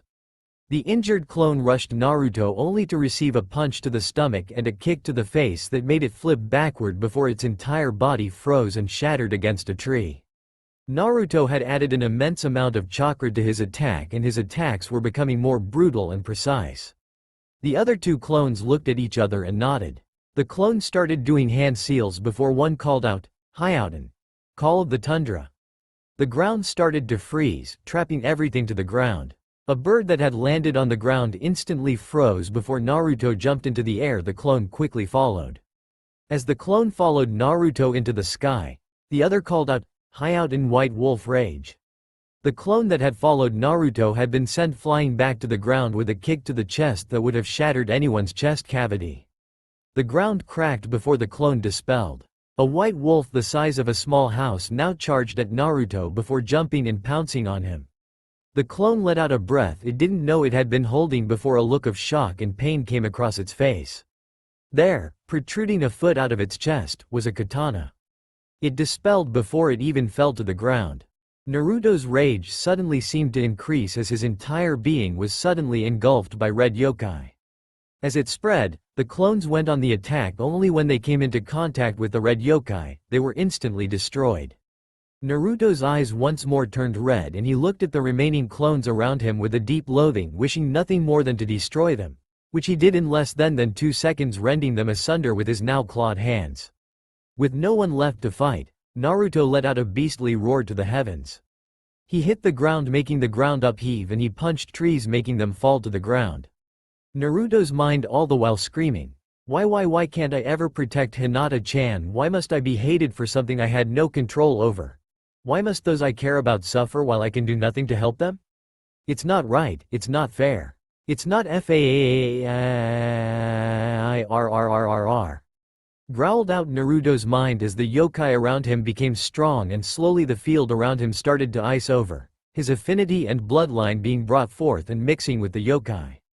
A seal on the middle of his head started to pulse and burn away before it burned away completely, causing the seal to break. As the seal broke, faded scars appeared over his body. Reliving of memory. Suddenly Naruto was in his old body at the age of 10. Several villagers surrounded him, grabbing him and tying him up to a pole before one took out a kunai. The first slash dug into his skin before another and another, after several more slashes and cuts carved into his skin, every moment filled with pain, followed by even more, his eyes already lifeless as the process was repeated over and over all over his body. He wanted death, its sweet bliss, to take him to end the pain. His Neko-ne was out of the village. No hope for a savior, no one left to protect him. Blood was everywhere and for some reason, Naruto had not died from blood loss and he did not know why. Naruto's body was littered with scars and bruises and bleeding profusely. He looked at the villagers with dead eyes. As the night moved on, shinobi finally came. Unlike the villagers, they lit him on fire, slowly burning small parts of his body at a time. The ninja were brutal and merciless, barely leaving him alive. Some had stone fists that bruised the skin and broke bones. One had broken his jaw and another had broken his arm. They pelted him over and over. Before the ninja had finished, burn marks, bruises and cuts littered his body. Then came the masked ones. Dog, Hawk, and finally Wolf all stood before the boy before Dog flashed through hand signs, his hand covered in a chirping lightning. Hawk removed his katana and finally Wolf held his hand in the Tora sign. Dog brought his face close to Naruto's ear and said, "This is for taking my sensei and teammate from me, you demon." Dog brought his hand toward Naruto's chest and lightly touched it. Thousands of volts now coursed through Naruto's body. All this time Naruto's mouth hung open in a silent scream. This was it, they were going to kill him. After torturing him, Hawk would chop Naruto's head off and Wolf would burn away the evidence. Naruto's lifeless eyes suddenly turned ice blue. Instantly ice started to encase him, causing Dog to release his hand. The air turned frigid and the moisture in the air started to become more visible and more condensed, seeming to harden. What Dog saw made him shush, and away the kanji for ice became visible on Naruto's shoulders. The remaining 2 Anbu had no time to escape before the entire area froze, instantly making them large frozen ice sculptures, the blood in their very veins frozen solid. In the morning Naruto would be found severely burned, tortured and in the middle of a field of ice. The power he had was dangerous. This needs to be wiped from his mind, was all Naruto heard a voice say before the memory faded. Memory over. The energy slowly started to leave Naruto as he let the chakra be pushed forward, fueling his bloodline to continue covering the field in ice until he could no longer keep the red chakra within him. Tears streamed down his face, freezing as he lived through a memory that had been sealed away in him. Drained of all his energy and strength, he fell to his knees, tears still streaming down his face. Some light scars had obviously been covered up by the seal as well, since a few now seemed to mar his tanned skin. The seal had obviously been placed on him by someone whom seemed to know a lot about seals. At the time Naruto fell to his knees, Hinata had walked into the clearing to find Naruto looking like his whole world had been shattered. He had fought to have her removed from her abusive family and placed under his clan's protection. Although he had failed, he had still fought for her. Hinata went to Naruto, who looked at her with eyes that were lost and held barely any light in them. At this sight, Hinata hugged Naruto and he broke in her arms. He grabbed onto her and let out a scream of sadness, hurt, and betrayal. Sarutobi had sealed away a painful memory, and for what? So he wouldn't hate those stupid villagers? So he could still be the village's lovable little punching bag? Yet all he thought of was Hinata. Hinata-chan, I'm so sorry I couldn't do anything for you. All that I have done, all the strength I've gained, nothing's changed. I still can't protect you or make you happy. You must hate me for all the stuff you had to endure because of me," said Naruto, his soul shattered. Hinata slapped Naruto as hard as she could, tears shining in her eyes. Naruto felt tears on his shoulders. Hinata had started silently sobbing on his shoulder. "Don't ever say that again, Naruto-kun. You have been there for me when my family has not. You have been my dearest and greatest friend. I don't know what I would have become without you by my side. All this time you have held me up, made me stronger, and I would not trade a single second of our time together for anything in the world." Naruto was stunned and not used to receiving a hug filled with such warmth from someone. He held on to her and let this moment burn into his mind. This was something he wanted to imprint into his memories forever. Hinata. He felt a warm sensation spread through him, a fire and strength he didn't understand, and he felt as long as he could stay like this with Hinata everything would be alright. There was nothing and no one but Hinata and himself in the world. "I'm so sorry, Hinata-chan. I don't know what came over me. After all I've learned, I thought I could protect you, and it's just so hard to see there is still nothing I can do to protect those I care about more than anything in the world," said Naruto, not noticing the small blush that covered her face. "Naruto-kun, you already do more than you could possibly imagine," said Hinata as she released Naruto and looked into his eyes. As they stared at each other, an intense need for something arose in both of them. They closed in, inching closer to each other. Pale lavender and blue eyes stared into each other, glazed over as they moved close before the loud caw of a raven broke them out of the trance-like state. Both turned a deep crimson and looked away from the other. Hinata quickly stood. Naruto looked at Hinata with a grim look. "Hinata-chan, you know Hiashi will never allow you to leave the clan. He has had many times when he could have exiled you, but I fear he shall not relinquish his hold upon you. I believe that it is time the real Hinata showed herself. I know we had a plan, but it's all for naught. Hiashi would sooner kill you than allow you to leave the clan. Hinata-chan, if you can't escape your clan, why not conquer it, become what you were meant to be, and remold it as you see fit?" Hinata sighed. She knew Naruto was right, but she had always hoped Hiashi would finally have enough of her and send her away or exile her, but then rumors had started to circle she would be married off to some noble or clan leader's son if she didn't shape up by the age of 16.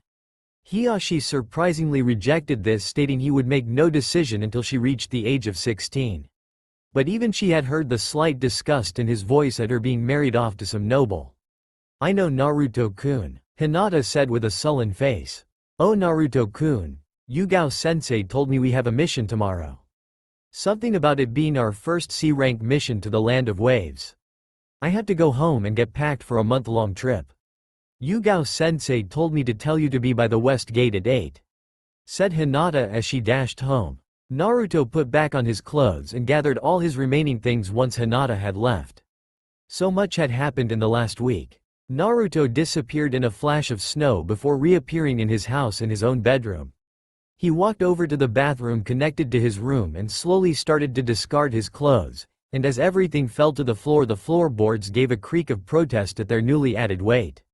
As he stepped into the shower and let the warm water wash over his now scarred body, he was surprised he had never had scars before. It must have modified the memory seal they had placed on him to also act as a sort of advance henge as well, so that it could cover up any scars he had gotten. Most of them were barely even noticeable.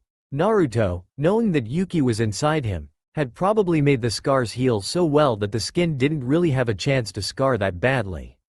Her yokai was a double-edged sword, a healer of sorts and a powerful destroyer so strong it could heal almost any wound short of a beheading and having his heart completely obliterated. Funny that something that healed him also hurt him when it wasn't used for that purpose. As the water washed over his body, Naruto's face grew grim. He hated that he had to change his plan, but it was his only choice now, wasn't it? The plan had started to bear fruit, but it seemed less likely to work as time went on. It seemed that the fruit it had bore had rotted and decayed to the point that continuing on this road was meaningless. He looked at the scars on his once unmarred skin. Well, he guessed he couldn't really call it his skin since it was just a very powerful genjutsu. He stepped out of the shower and put some PJs on, then hung his cloak on the steel coat rack near the door. He had broken his original wood one when he had thrown his weighted coat onto it. For 4 seconds it hung there, before a cracking sound resonated from the coat rack. He looked back only to see the coat rack had suddenly broken and fallen to the ground. He was starting to think he should make a seal that stopped things from breaking under an extreme amount of weight. He sighed before he went over to his closet, pulled out a scroll that said, Missions A B rank equipment, and put it in his kunai pouch before pulling C rank equipment out. He knew he wasn't going to get to use his AB rank, but he took it just in case he might need the extra kunai or something. He thought before laying his clothes out and got in bed as he thought of tomorrow, his first mission out of the village. Meanwhile, with Hinata at the Hyuga compound, Hinata and Hanabi looked at each other with Byakugan blazing. Hanabi noticed her sister positioning herself differently but shrugging it off. She dashed at Hinata, throwing palm after palm of chakra at her. For some reason, she couldn't hit her sister. It was like she was water. She sped up a palm to the left shoulder, dodged and redirected herself towards Hinata. Then Hinata delivered a few quick jabs to several nerves in Hanabi's right arm, causing it to fall to her side, before following up with the same on the left. Suddenly Hinata's eyes exuded a deep purple glow before it instantly disappeared. Hinata shifted her stance and in an almost deadly fashion started raining blow after blow upon Hanabi.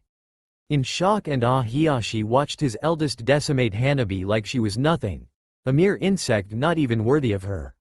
But as he watched his eldest use the style he had forbidden her to use, he suddenly realized that perhaps if she could beat her sister, the style wouldn't matter as long as it mixed with the Hyuga ability. He saw it struck heavily on nerves and tenketsu. He knew it was Hitomi's style. He lost it when his eldest had used it on him. The fact was that anything that reminded him of Hitomi made him feel weak, thus enraged him, but what he saw was something more. Hinata had added to the technique, and to show his temper now would cause issues to arise, so he focused on Hinata and noticed several differences in her. He looked at Hinata and saw a cold look in her eyes, one that no young person should have. It was the look of a ninja. No, it was the look of the Hyuga, thought Hiyashi as he stared at his eldest. Hanabi was wobbling on her feet. Every fiber of her being felt like it was on fire.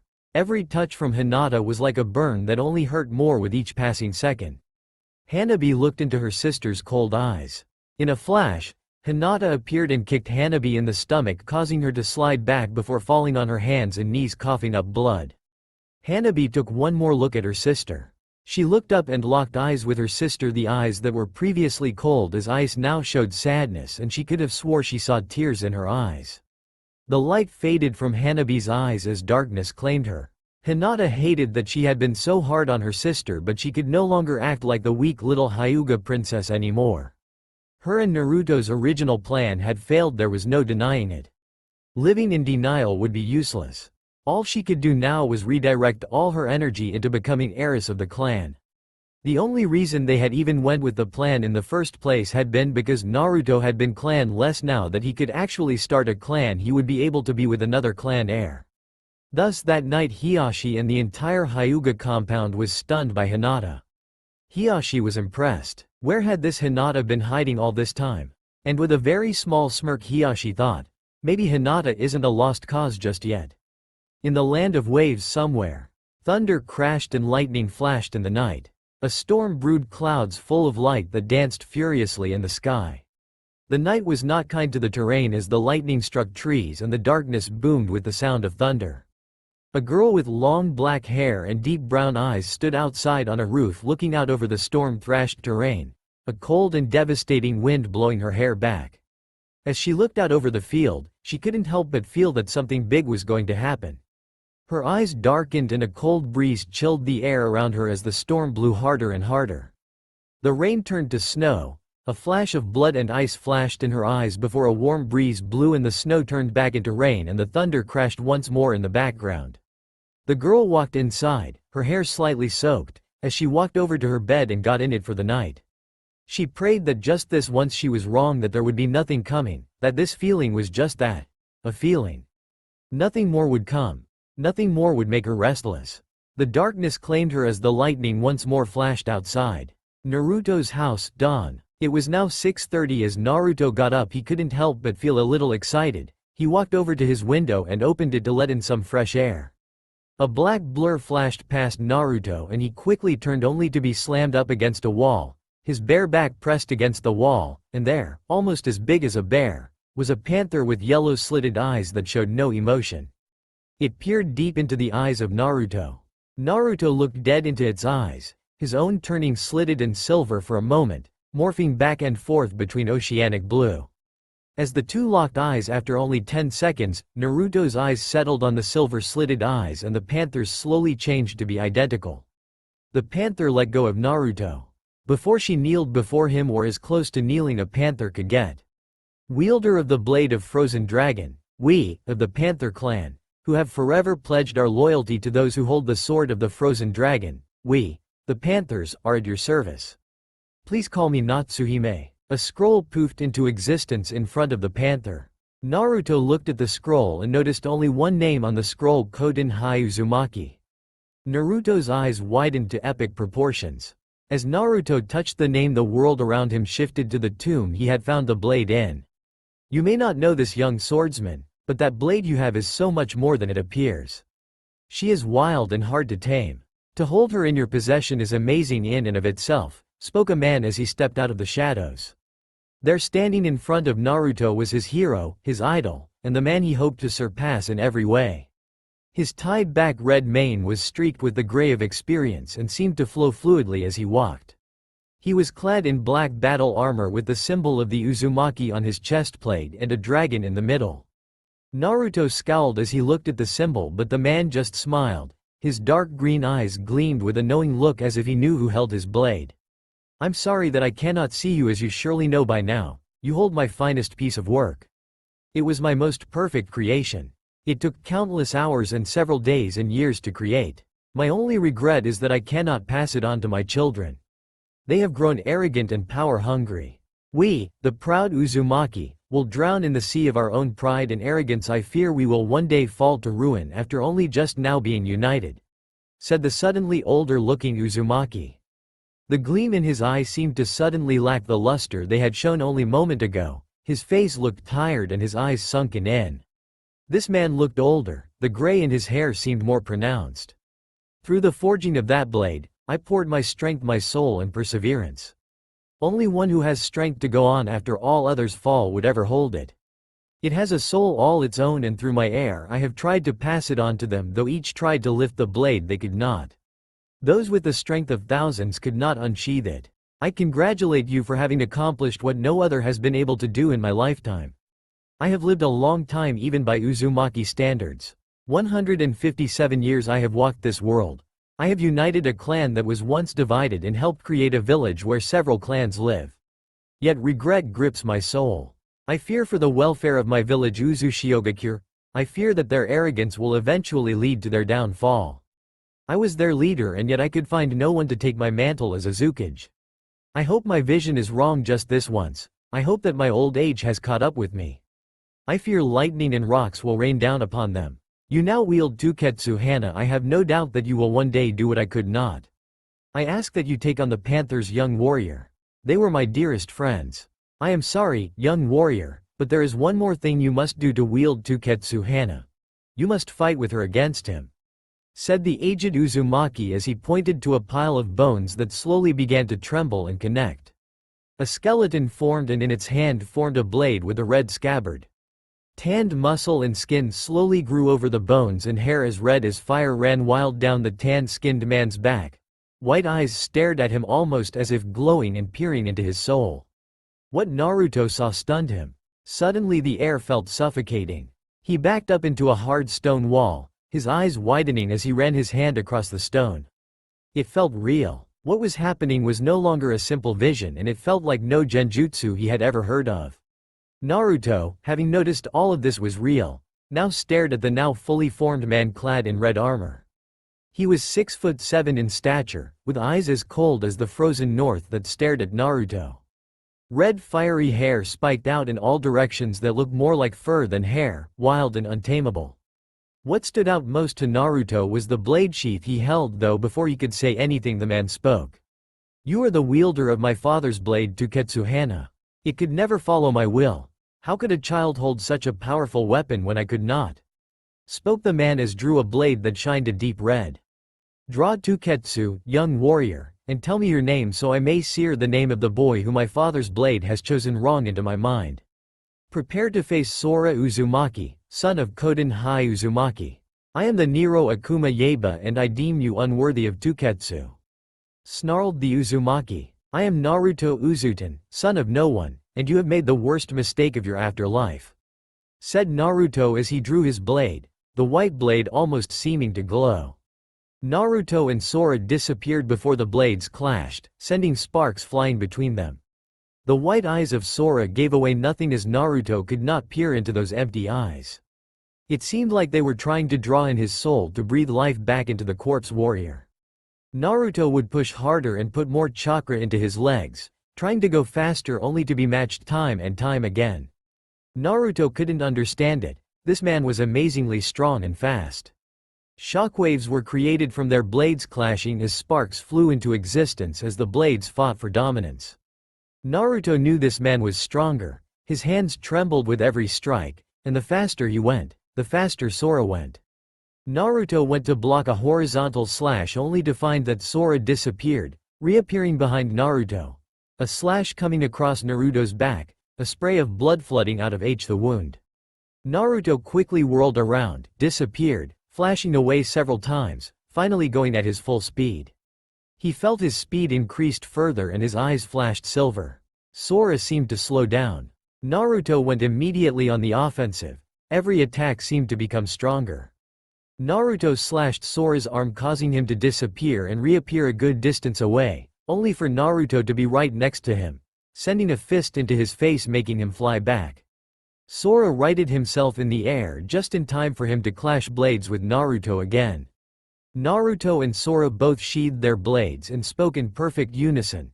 Soaring heaven, let your ice reign supreme from the field to the tundra. Secret art of the falling snow, frozen terror. The two unleashed massive creatures of pure chakra, Naruto, a giant fox of ice, and Sora, what looked like a tiger of swirling chakra.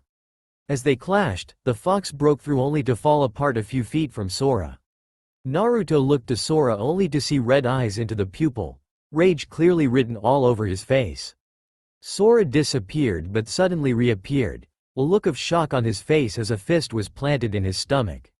He lost hold of his sword before he was sent soaring into the air, Naruto jumping after him. Enough, shouted Sora before he righted himself in mid-air and then he kicked Naruto to the ground. Seals suddenly appeared around Sora, neck glowing red. His flesh peeled away and bone now showed where skin and muscle had been. No. I refuse to accept this. That blade is rightfully mine. Mine. It's mine. Shouted Sora as he reached Naruto and went to grab the blade. As he reached for the hilt, his hand passed right through it, disintegrating before he too disintegrated, a look of rage and anger still on his face as he disappeared. Once again Koden Hai Uzumaki appeared. Well done, young warrior. You have demonstrated great strength to stand up to my son for so long. For one to still live with light injuries shows me that you are worthy. If your determination had wavered at all, the sword would have turned on you, but instead it helped you. So curious, she seems to have grown attached to her new wielder. Boy, with my blessing, take her with you. Remember, Naruto Uzuten, never give up. Said Koden Hai Uzumaki, a small smile crossing his face. Naruto was shocked. Hadn't he said he couldn't see him? Did this mean all of this hadn't been a simple genjutsu seal? That knowing smile was still on his face as he slowly faded. It was nice to meet you, Naruto. I leave Uzu to you, my young friend. Said the quickly disappearing body of Koden as a blue swirl slowly appeared on Naruto's left hand before fading into his skin. What was going on? Before Naruto could ask anything, he was in his room, his wounds already gone, and the panther staring at him. You met him and his arrogant first son, did you not? You were given a trial that none who have ever had the blade before you have passed, and they faded from this world years ago. 2 others have tried and failed, their minds wiped of the existence of such a blade and to never to see it again. You are special, young one, to have completed that. You must have shown something not seen for 2 centuries. We were the first to form a village before Hashirama Senju was even a thought in his parents' minds. We had 5 clans and it was coming along nicely. Sadly, we grew arrogant in our times of peace. After Konoha was built, a great era came of trade and alliances. But sadly, in one of the shinobi wars for fear of our great power and our seals, all our jutsu technology, everything was lost. Only one copy remains, and that is with us, the Panthers, to give to those who are worthy. Naruto, you are not yet ready for our jutsu, but when you become strong enough to become Azukage, we shall give you what we have. The warrior you fought was Chunin at most. He died early because of his arrogant nature in a battle. I am glad we once more have a summoner, so please, Naruto, it is time you sign the contract," said Natsuhime. Naruto bit down on his thumb and clenched it into a fist before placing his hand on the paper. His name appeared and the panther smiled. "You are now our summoner, Naruto," Natsuhime told him before telling him that hand seals he needed. She then poofed away. Naruto looked over at the clock and found it was only 10 after 7. It seemed as if he had fought for at least 30 minutes and talked to Koden close to another half hour, yet only 45 minutes had passed. Naruto quickly got into the shower, then jumped out and threw on a fresh set of clothes before he set out to the gate with a deep in thought look on his face. Naruto found Hinata at the gate 15 minutes later, both of them with only their ninja pouches that held their scrolls with all their stuff in them. Naruto was good enough at sealing to at least make a basic scroll. He had just started making them a month ago, and so far they had turned out great. He was still too afraid to do anything about the seal on himself. He was sure that the seal on himself was so complex it had to have a key, and it was dangerous to mess with seals as powerful as the Reaper Death Seal without the key or without knowing right down to the last detail what the seal did. And so far Naruto knew there was more than a total of 6 seals that were combined to make the seal that imprisoned Yuki. Naruto sighed as he walked up to Hinata. Hinata noticed that Naruto seemed to be in very deep thought as he stood next to her. She was about to ask what was bothering him when Yugo appeared with a man with gray hair with a bottle of sake and a strong odor of booze on him. The bottle had obviously not been the only one he had today, as the stench was almost unbearable to the teens.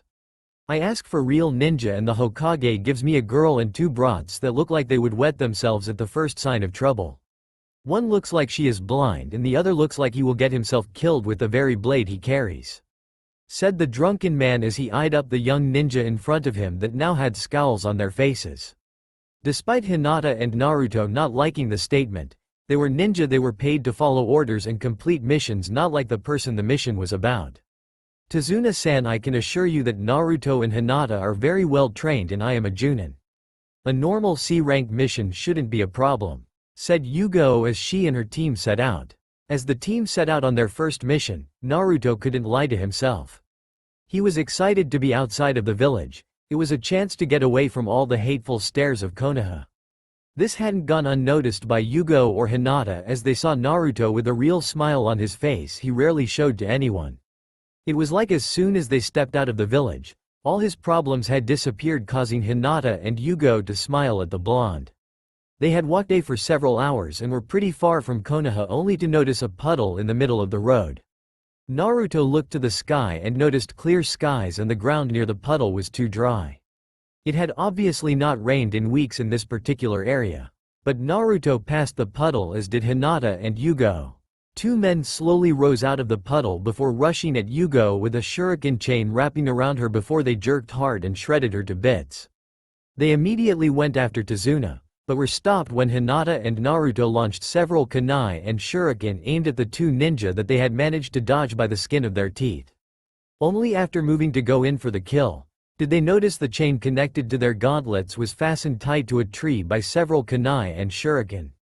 The chain was released and Naruto and Hinata were forced to move fast as Naruto vanished and kicked his opponent in the face, disorienting the man before drawing his sword, only for his sword to meet with steel claws that sent sparks flying as the 2 weapons clashed. Naruto pushed against the man's claws only for the man to suddenly duck under the blade before receiving a vicious kick to the sent the man flying into a tree. Just as the man went to attack, ninja wire suddenly surrounded him before being pulled tight and causing him to be slammed into a tree. Meanwhile with Hinata, now close to the ninja, was finding that maybe a short distance fight was probably not the best decision that could have been made. Amazingly, the man was actually pretty decent in terms of taijutsu. Hinata had just leapt back, narrowly dodging a swipe from the man's claw gauntlets, only to have two cuts suddenly appear on her arm, blood dripping from the wounds. Hinata suddenly became very serious as the man moved at incredible speed. He took a swipe from the bottom right to upper left that would have torn her left to right in half. Before she spun and ducked as the strike moved barely over her head, and she planted two palms that sent a shockwave of pure chakra directly into the man's heart, and the last thing he did was to cough up blood that hit Hinata in the face before falling to the ground lifeless. Hinata was trembling, barely standing, staring at the obviously dead man at her feet. "Hinata, are you okay?" questioned Naruto as he slowly walked over to her. She jumped at the sound of his voice before looking at him with an almost dazed look, like all of this just hadn't happened. Naruto knew what was going on. He had read about this. She was going through the shock of her first kill, to know that you had ended someone else's life. Naruto slowly wrapped his arm around Hinata, who now clung to him, burying her face in his shoulder where muffled sobs suddenly came. Yugao dropped from the trees where her body once stood, now a log was diced up. Yugao had seen the entire thing and walked toward Tazuna, murder in her eyes with a scowl plastered on her flawless face. Tazuna noticed this look and suddenly felt an intense amount of ki.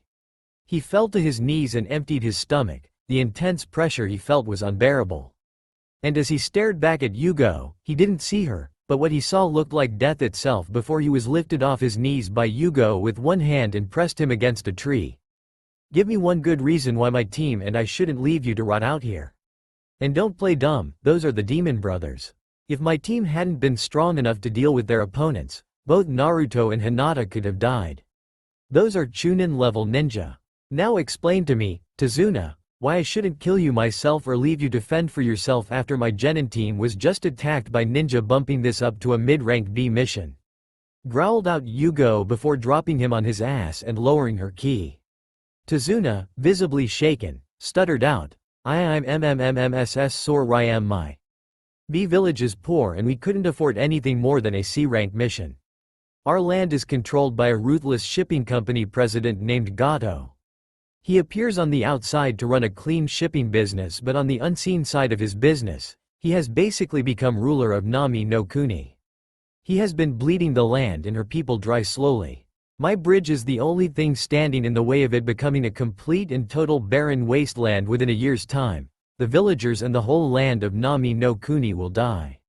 This is our last chance to save our land. Even the nobles in the land will die within 2 years' time at most. His ships have cut us off from the mainland. I fear he wishes to make Nami his personal drug and slave trafficking headquarters," stated Tazuna. Yugao looked at the man before turning back to her students. "We should leave you here to rot like the scum you are, but first I must attend to Hinata and the demon brother still alive. We will then decide if we leave you to the fate in front of you that will most likely lead to your death," said Yugao in a voice so frigid you could almost see the air around her grow colder. "Naruto, I need to borrow Hinata for a short moment," stated Yugao before Naruto nodded and Hinata released her death grip on Naruto before Yugao went into the woods with Hinata. Naruto was then told the same story his sensei was told by Tazuna. Although almost as angry as Yugao-ne's sensei, he understood why Tazuna lied. The fear his land would be left to fester before turning to nothing and watching those precious to him slowly die through starvation or various other things, he understood those fears. Naruto suddenly unsealed a tiny black book. Demon Brothers. Names: Mizu and Gozu. Age: 29. Biography: the Demon Brothers are former ninja of Kiri turned rogue during the Blood Purge War. They specialize in poisons and team tactics with minor genjutsu. Said to be very dangerous when together, they commonly use a shuriken chain to attack their victims. Though deadly together, they are practically helpless when alone. Bounty: $10,000 apiece, captured together $23,300. Necessary requirement for bounty: both must be returned to Kiri either dead or alive, is up to the person who goes against them. Naruto looked at it again. They weren't very high ranked, but their bounty was decent for their rank, not to mention how easily they had been dealt with, said Naruto, thinking out loud to himself before walking over to the last remaining alive demon brother. The man had now awoken and stared at Naruto with eye that screamed of rage and death.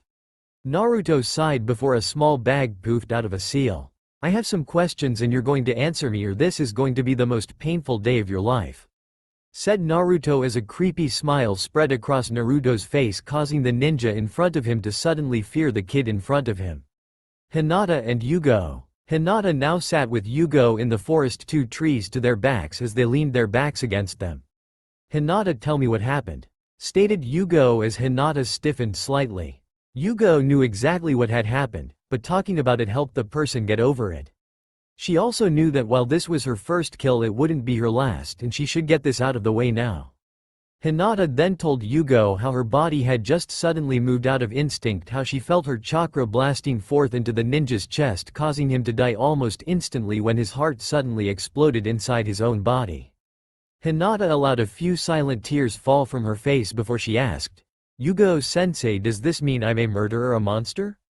"No, Hinata, this does not make you a monster. This is who you are. You are a kunoichi of Konoha, and as ninja of Konoha, we have to protect those we care about and go on missions that may have us kill people. I know this bothers you, but you must realize if you had not acted as you did, on our mission could have failed, or worse, you or Naruto could have gotten hurt or killed. I'm not saying that killing is a good thing, but when protecting your friend or comrade, sometimes it is necessary. You did the right thing, Hinata. You are not a monster. You feel remorse. Monsters are senseless beasts that crave death and destruction, and you are certainly no murderer. There isn't a person more kind or caring than you that I know, Hinata," said Yugo as she smiled at her student, whose tears slowly started to dry before Hinata wiped them away and slowly stood back up. She wasn't truly ever going to forget this, no one ever did, but she knew she'd be alright now. Back with Naruto. "What's your name?" said Naruto before the ex-Kiri ninja spit in his face, his breather mask removed so to better understand him. Naruto frowned before he took out a pack of senbon that was marked 1 through 11. They were a bright blue color. He took one out and started to run chakra through it. "My chakra is special. I can create ice chakra by mixing my wind and water chakra together. Have you ever stuck your hand in freezing water? It feels like thousands of needles are slowly stabbing through you. Now how about we try this? You tell me your name and I don't stick this senbon and run chakra through it, slowly freezing the water in your body from the inside out. Think of it like being cut by little needles, only 8,000 times worse." "Fuck off, Konoha scum," said the ex-Kiri ninja before he suddenly found two senbon lodged in the middle of his hands and felt chakras slowly pouring through them. His hands felt like they were being destroyed in the most painful way imaginable as he opened his mouth and let out a scream that didn't come before the pain went away before returning again, only to find Naruto had shattered his right hand completely. "Now your name, or the next one will be a lot more sensitive," stated Naruto, pointing a senbon close to his private area. Half an hour later, Yugo and Hinata had returned to find Naruto frowning while looking at a severely injured and clearly unconscious ninja, his entire right arm gone as well as a few other areas. After reporting all that he had extracted from Mizu, Yugo sighed. She knew Naruto didn't like interrogating people, despite studying under Anko for a short time. Yugo remembered the times she had taken Naruto to study under the Snake Mistress when he was younger. "Set up Camp 1. No, neither of you are ready to move tonight," said Yugo as Hinata and Naruto set up 2 tents as the sky started to darken. Yugo had taken Mizu into the forest and disposed of him, sealing his head in a scroll for the bounty on him. Yugo walked back in the clearing to find 3 tents set up and Naruto already in his tent. Yugo sighed again. He always got like this after going into his interrogator mode, as she liked to call it. Hinata looked at Yugo with pleading eye without having to say anything. Yugo nodded and Hinata opened Naruto's tent and entered.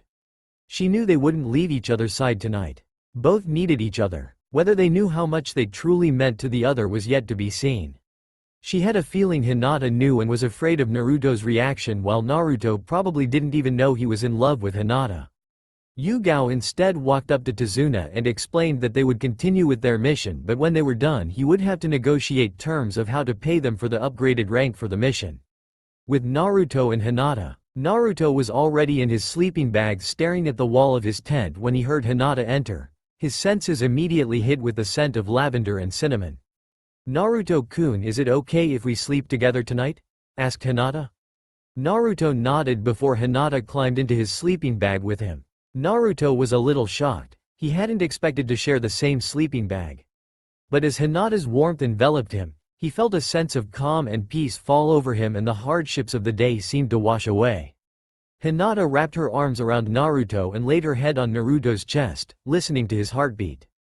The rhythm of his heart made Hinata feel at peace, and his warmth and the feeling of completeness made Hinata blush a little as she thought of her and Naruto being like this every night forever if they became husband and wife.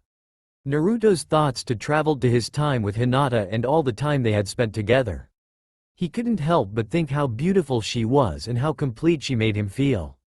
Something clicked just then in his mind, like his feelings made more sense than ever before. He had fallen in love with his first friend. He had fallen deeply in love with Hinata, not even realizing it. He wrapped his arms around her. The feelings had been growing since their first year in the academy together, and they had grown to almost unbelievable depth. He and Hinata just laid there not saying a word, just enjoying the feeling of having the person they cared most about in the world next to them. As the night wore on, Hinata fell asleep and cuddled closer to him in the night. Naruto, still awake, looked at her and felt his eyes growing heavy as he stared at the angel that lay next to him before sleep came to them both. Naruto woke feeling a pleasant warmth wrapped around his body. There also seemed to be an almost intoxicating scent that wafted in the air, the smell of lavender mixed with cinnamon. "You get a free cookie if you know why I added cinnamon here." This was a scent he was all too familiar with as he opened his eyes and drank in the beautiful angel resting on top of him. He smiled and for a moment just basked in this warmth of this moment. Here he was in bed with his beautiful woman that he had been friends with for as far back as he cared to remember. Her peaceful face as she laid on top of him made everything in the world seem less complicated, less bothersome. Naruto sighed to himself before he quickly substituted himself with a clone of himself and walked out of the tent. He and Hinata had been resting in the wind outside on this cool night, caressed his skin, and the stars above with help from the moon shone an almost ethereal light down upon the world. Naruto walked over to a tree and took a leaf off the ground and holding it between his hands slowly start to add chakra. A small cut formed in the leaf no bigger than one would expect from maybe a chunin. Naruto frowned at this. He had been working on this for over a year, but still he had only made minimal progress in cutting the leaf. He supposed that at least it was progress. His water affinity, however, was something else entirely. He could already draw water from plants and a small bit from the atmosphere. He couldn't believe or explain how he had progressed so fast in that area since his wind affinity and water affinity were both strong. After a moment, Naruto made a familiar hand sign and a few clones appeared. "Okay, you guys know what to do. Try to cut the leaf in half until you dispel," stated Naruto as he went a good bit away and took out his katana and started to dance, his blade flashing in the moonlight as he moved from one stance to another, imaginary opponents falling to his sword and beautiful dance of death. Not far away in the trees sat a woman in hunter ninja gear, staring at this blonde go from one form to the next, marveling in how he moved and flowed in his style. She had been trained by a swordsman, and the elegant dance showed her much of who this person was capable of. He was dangerous, there was no doubt, just from looking at him flow from one form to the next. Then there were the clones cutting the leaves with chakra, which suggested a wind affinity that if he had some training in would allow his blade to be much sharper and thus cut much deeper than a regular blade would. She had wondered what had made the demon brothers late, but it seemed they wouldn't be coming back. She frowned. Despite them not being the best ninja, she would have thought them to be much more capable. Then again, it was probably for the best. Her father didn't need weakling weighing them down.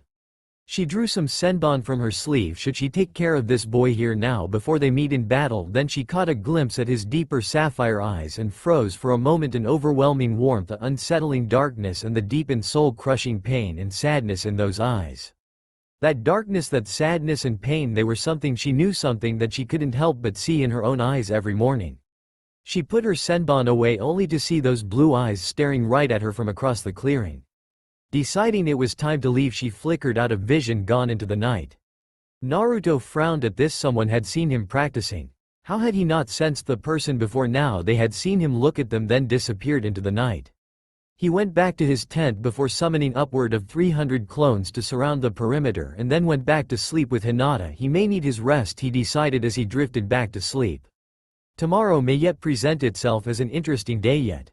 The morning came too quick for Hinata. It seems as she had to almost be pried off Naruto, but after so feigned not knowing what Yugo and Naruto were talking about. That morning they had decided to continue the mission. Naruto had spoken nothing of the hunter ninja he had seen at night. Going back to Konoha would ruin his plans, and he didn't need that right now. He was finally free from all the stares and the accursed council and perhaps even the Hokage who know where his true feelings lay. Last night with Hinata. Hinata lay in Naruto's sleeping bag with him, neither sleeping at the moment. So is it time, Naruto, to finally be free from the village? This mission gives us a perfect chance. Questioned and stated the pale-eyed woman laying her head on his chest. Yes, Hinata, I do think it's the perfect time to do what must be done. We may not get another chance like this. When we reach the town, we charter a boat to the ruins of Uzushiogakure. We will rebuild it to be greater than the Uzumakis had ever made it. Stated Naruto, staring down into the beautiful lavender pools of Hinata's eyes, and in the moment, for just a moment, Hinata summoned all the courage she had and captured Naruto's lips. The world stood still for the two young ninja as they simply enjoyed the feeling of each other's first kiss. The only thing that broke them of the moment was the need to breath. You have no idea how long I've wanted to do that. Breathe out a breathless Hinata as she laid her head back down on Naruto's chest. Why'd you wait so long then? Said Naruto as he tilted her head up to look at his eyes and caught her lips in a short chaste kiss. They wrapped their arms around each other and allowed each other to drift into blissful sleep, knowing that in that moment everything had changed, but they found they didn't care. They had something more to fight for now, not just themselves, for each other as well, now even more. Flashback no Jutsu Kai. Naruto and Hinata could not keep the smiles off their face today. It's nice to see Hinata and Naruto so happy. Thought Yugo to herself. Everyone knew of the Hyuga princess's obsession of Naruto, but as far as she was concerned, they were good for each other. After all, they needed each other and deserved to be happy. Naruto was like a son to her in everything but blood and name. Damn the Hokage and the blasted council. May the Shinigami find a special place in hell for them all. Naruto saw Yugao scowling. Is everything alright, Yugao-sensei? Questioned Naruto, worried about his older sister figure. She was one of the few people he was going to miss when he and Hinata finally left. It's nothing, Naruto, just thinking about something unpleasant is all. Said Yugo before she noticed a loud whistling sound coming from behind them. Immediately all three shinobi hit the floor, Yugo dragging Tazuna down just as a giant cleaver-like sword hit a tree and a man appear on its hilt. Good reflexes. I was hoping this wouldn't be that easy. It's been a long time since I've had a challenge, and I was hoping to test my mettle against the Blade Mistress of Konoha. Spoke the man stand on the sword hilt. Zabuza Momochi, a class-missing ninja demon of the mist and ex-member of the 7 swordsmen of the Hidden Mist Village. Leave, Zabuza. My mission does not include killing you, and I'd rather not have to fight you. Just allow us to pass and get on with our mission. Stated Yugao rather blandly, her eyes going steely as she stared the rather large sword-wielding man down. I'm afraid we have a problem with that. The man you're guarding, you see, I kind of need his head, and as far as I can see as you're protecting him now, if you were to simply hand him over, we can both be on our way. Stated Zabuza through the bandages wrapped around his face. Naruto slowly drew his blade. This man was a problem. He needed to be removed from his way. His plan depended on the bridge builder making it through this alive and completing the bridge, so he had enough time to chart a boat as well as do a few other things that would make a lot of things a lot more simple. Zabuza started to laugh. Look at this, the little shit fancies himself a swordsman. I suggest you pull your student's neck off the chopping block or my blade might lop it off for him. Naruto shift into his beginning stance only for Yugo to hold her hand out. Naruto, put away your blade. You're not ready to face this man. You are talented, but this man is on a whole other level than anyone you or Hinata have ever faced. Protect the bridge builder, but don't interfere. Stated Yugao only for a fog to roll in before Naruto blew it away. Yugao knew Naruto didn't like sitting on the sideline, but he needed to follow orders. At least the fog wouldn't be a problem.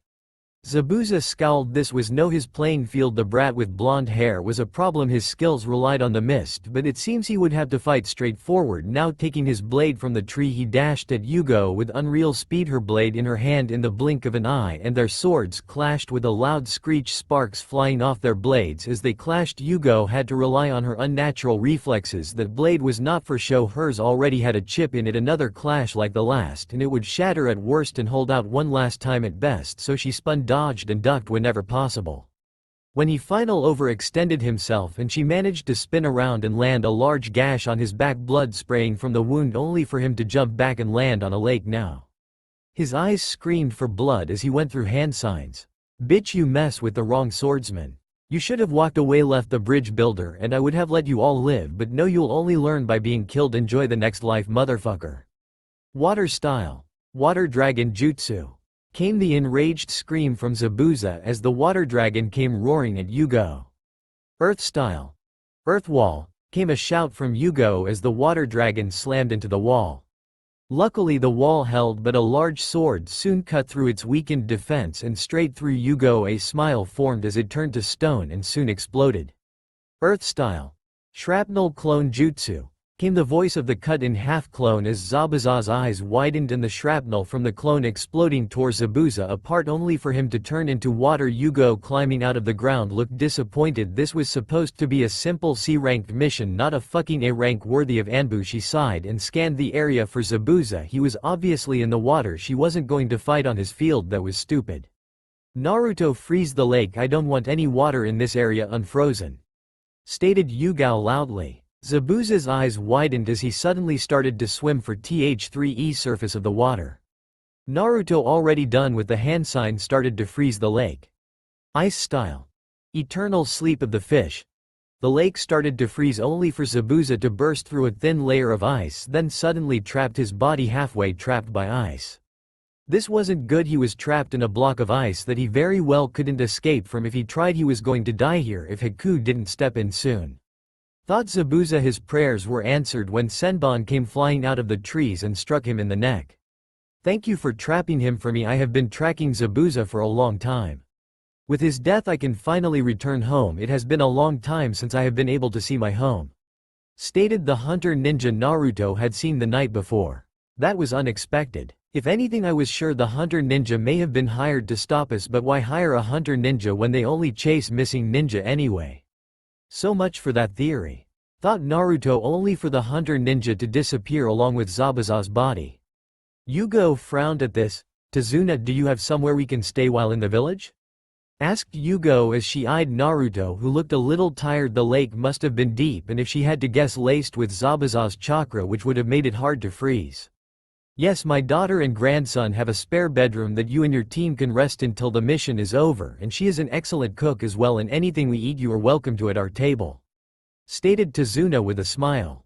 Naruto let out a sigh, happy they could sleep a warm home today. Not that he had a problem cuddling with Hinata in a sleeping bag, but he was sure it would be a lot more comfortable sleeping with her in a warm house. He hoped Yugo-sensei would let them continue doing that. When they got to the house, Yugo stopped them and pulled them aside. Alright, we have a major issue. I don't think Zabuza is dead. Hunter ninja, dispose of the body on site. So for the next week you two will be working on whatever you can to improve, because if I'm not mistaken that hunter ninja and Zabuza will be back, and this time one or both of you are going to have to fight the hunter ninja while I take care of Zabuza. Is this understood? This is not negotiable, and Naruto, you will follow this order no matter if I'm in danger or not, stated Yugo. Yes, Yugo-sensei, I understand, stated Naruto. He knew he had disobeyed orders when he blew away the mist that made him a target on that would be used against Yugo. Naruto of course knew this, but he believed fighting Zabuza in his area of specialty would end badly. If there is mist when it happens next time, you may disperse it like last time, but don't make yourself a target, okay? Stated Yugo in a soft tone. Yes, Yugo-sensei, said Naruto with a smile. Tazuna walked into the house. I'm finally home. Tsunami, we have guests. I'm sure they're very hungry. Would you please fix dinner? Asked Tazuna as he came to sit at a table. The group F ninja came to sit at the table as well. I'm so glad you're home, father. I don't know what I would do if the last of my family were to die, stated Tsunami. What happened to the others in your family? Questioned Yugo, seeing the pictures of a man and a young boy in a picture. They have left this world to be at peace in the afterlife. My husband and my son taken from me by Gato, both for standing up to him, stated Tsunami. Flashback no jutsu. Inari, my son, don't let them win, protect them with both arms, don't let them waver, said a man before he was executed. In the boy's eyes a hard and deep gaze formed from tears that had threatened to spill over. In place of the once full to bursting tears came a fierce look of fire, of passion and of resolve. Father, you have taught me so much, and in the end you were made to leave me and mother, but it's time I took over as a man. Gato will never stop till he is made to stop, stated the young boy as he walked off.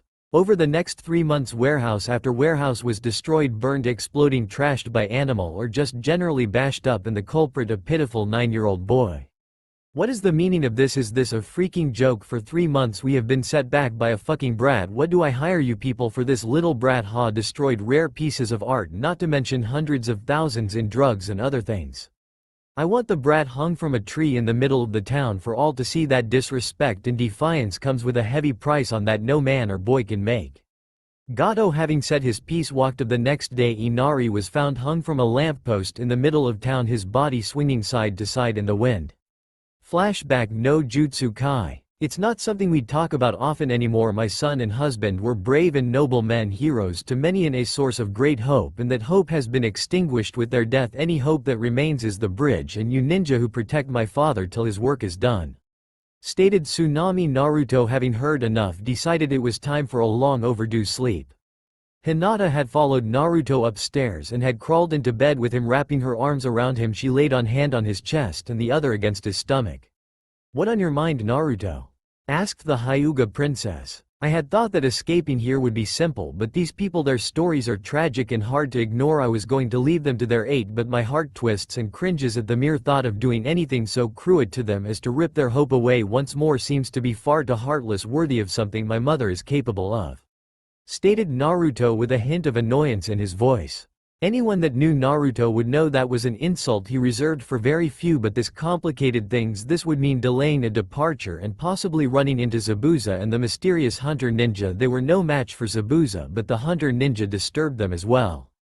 Hinata, first thing in the morning I need you to go down to the docks and charter ourselves a boat out of this place to leave in exactly 1 week. Give them 100 grand, 50 now, 50 upon leaving.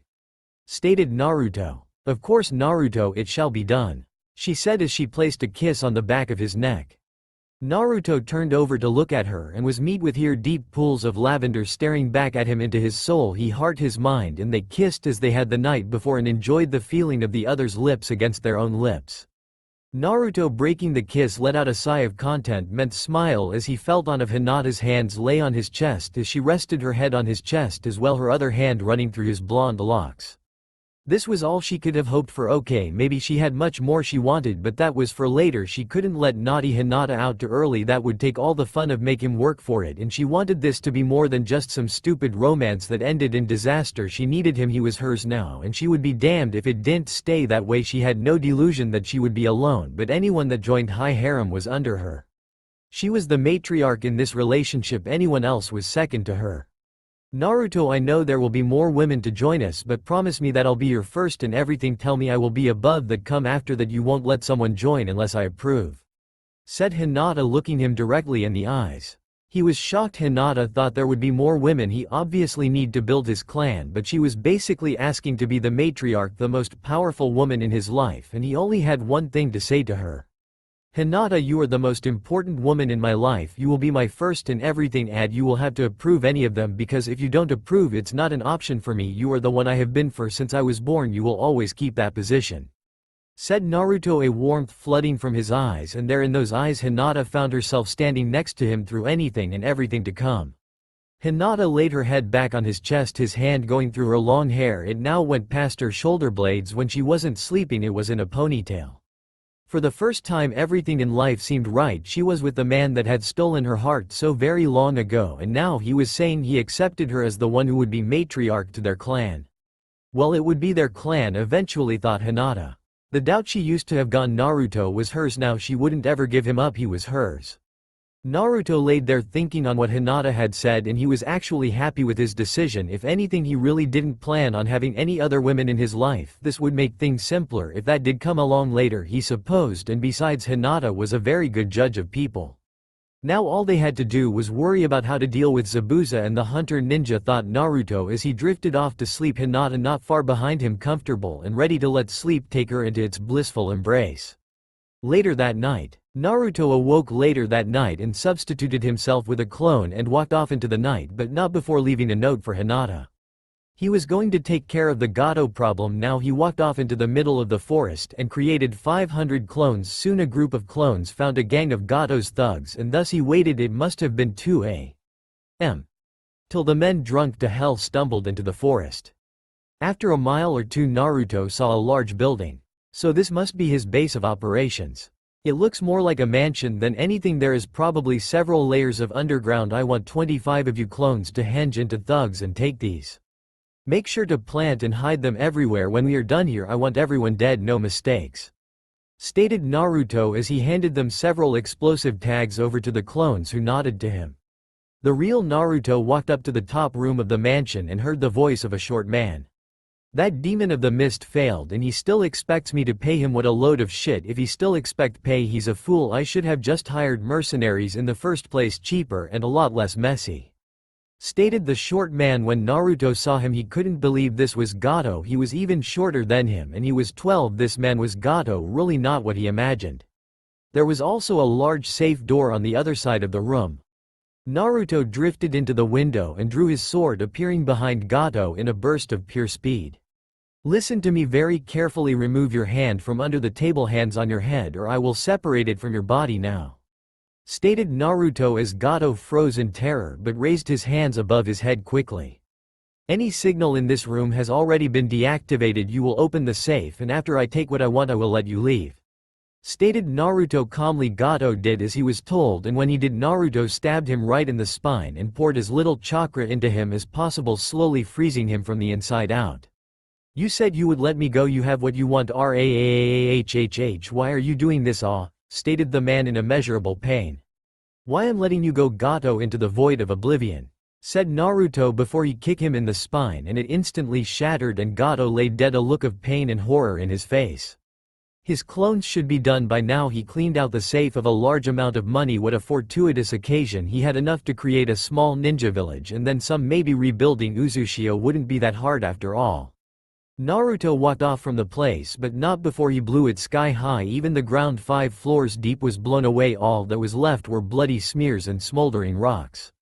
This was how they should have done it in the first place. Eliminate the threat at the source. That was when one of Naruto's clones found a large tree in the middle of the forest and his smile split his face. Zabuza's base. This really was a fortuitous day. Now what to do? Maybe it was time to make a new ally for Uzushio. That's all for now. If you enjoy this video, then please like, share and do comments.